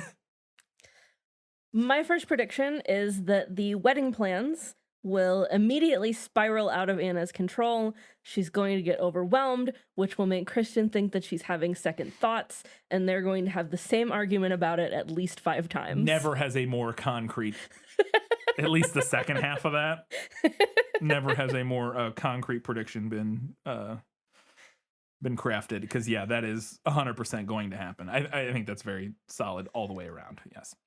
My second prediction is that Mr. Jack Hyde and Elena team up to form the Legion of Doom to take down Anna and Christian. This feels I really very hope this likely happens. to me. I hope this happens so much. I hope it happens. It also feels very likely to me. We have 2 scorned, yes, not lovers necessarily in Jack's instance, but we have 2 scorned enemies of Anna and Christian. I feel like they're just a match made in heaven. The enemy of my enemy is my friend. Absolutely. My second prediction, I don't really think this is likely to happen, but I just want it to because I think it would be funny, is that Elena and Jack both show up at the wedding and shout, I object, at the same time. That would be funny. That would be very funny. Very funny. Oh, goodness. I think it's more likely they put a bomb in the pew than anything else, or in the altar, but whatever. And my final prediction is that we end on a Harry Potter style epilogue with Anna chasing her dark-haired children through the seaside meadow at the house. The boy is named after her dead father, and the girl is named after Christian's dead mother. I think that's extremely likely all the way around. Yeah. Considering that that's how every major franchise has ended for the past decade. Enough. Yeah, Hunger Games. Yeah. I think very likely. My final prediction is that book 3 will include some kind of change in the point of view, a la Breaking Dawn. So we'll leave Anna's perspective. Okay. Bonus points if it's randomly Jose. And it's just him doing nothing. He has no point in these books. It's just it's just him not knowing what's going on because he hasn't been in the story. It's just him having a normal day. It's a whole chapter of him just eating lunch, walking to the park, taking a few pictures. Yeah. Before we get to the final verdict, we want to remind you can do us a giant favor by heading over to patreon.com/thisfilmwaslit. Support us there for a couple bucks a month. Get access to bonus content and all kinds of good stuff. Look out for that. We're going to have an episode at the $5 and up level is where you get access to our bonus episodes. And we're about to put out probably tomorrow. Well, when you're hearing this, the day, it'll be out when you're hearing this. Midsommar. We talked about Midsommar, or Midsummer, however you want to pronounce it. So go check that out. Really fun conversation we had about that film. You can also do us a giant favor by heading over to Facebook, Twitter, Instagram, or Goodreads, any of the social media platforms. Support us there by just following us, liking our posts, and interacting. Let us know what you thought about 50 Shades Darker. We will read and talk about it in the prequel episode before our next episode. So look out for that. Katie, it's time for the final verdict. Now, are you ready for your sentence? Sentence? But there must be a verdict first. Sentence first, verdict afterward. It's the movie again, and it's not even close. Never in the history of cinema has a movie benefited so much from binging the source material immediately before watching the film. I laughed at the silly parts, I enjoyed some of the smaller character moments, and once again think that all of the critics and audiences dumping on Dakota Johnson and Jamie Dornan's performances must have been watching a completely different film. I thought both of them were great and delivered performances that were both fun and nuanced. Every interaction in the film is more human, every line is more massaged into something resembling passable human dialogue, and every boring, repetitive, useless sex scene, argument, or inner monologue is excised, resulting in a film that, while I'm again unsure if it's actually any good, stands so head and shoulders above the material that it is based on that I feel like I'm being gaslit into actually enjoying it. And I did. I enjoyed it. So the movie wins. A lot of my thoughts on this entry to the 50 Shades saga are functionally identical to my thoughts on the first entry. The book is a difficult slog, maybe even more so than book one. Way more so, in my opinion. The trade paperback clocks in at 532 pages, and absolutely nothing happens. The plot could be distilled down to about 100 pages. The rest is repetitive sex scenes, revisiting the same argument over and over, and Anna replaying the same anxieties in her head over and over. Honestly, gun to my head, I would rather reread book one. The movie finesses the book into something watchable in a similar way as well, cutting Anna's inner monologue, paring down the most repetitive elements, softening Christian's character, and spicing up Anna's go a long, long way. This month was our 5-year anniversary of producing this show. I did not realize that. And despite the terribleness of our summer series source material, I think it's kind of fitting in a way that we're talking about it right now, because I think these adaptations are unique in a way that we haven't really seen so far on this show. As films, the 50 Shades movies are pretty mediocre. They aren't awful, but they aren't, like, amazing either. But as adaptations, masterpieces. Full stop. So anyway, the movie is better. It's not even a contest. It's like we wrote the same thing, but different. We wrote these final verdicts separately, obviously, and they are very similar in a way that is surprising. I guess not surprising, but it's very funny to me. All right, Katie, what's up next? Up next is my birthday pick. I'm very excited about it.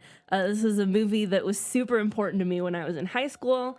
And we will be talking about Freaky Friday. Fantastic. Which is, I've never seen it.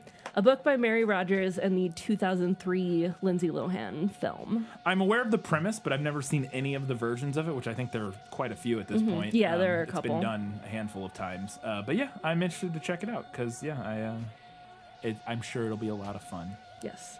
It'll be short, it'll be fun, it'll be amazing. Fantastic. Very excited about it. Can't wait. So come back in 2 weeks' time so we can talk about Freaky Friday. And in 1 week's time, we will be hearing your feedback on 50 Shades Darker and previewing Freaky Friday. So until that time, guys, gals, non-binary pals, everybody else, keep reading books. keep watching movies. And keep being awesome.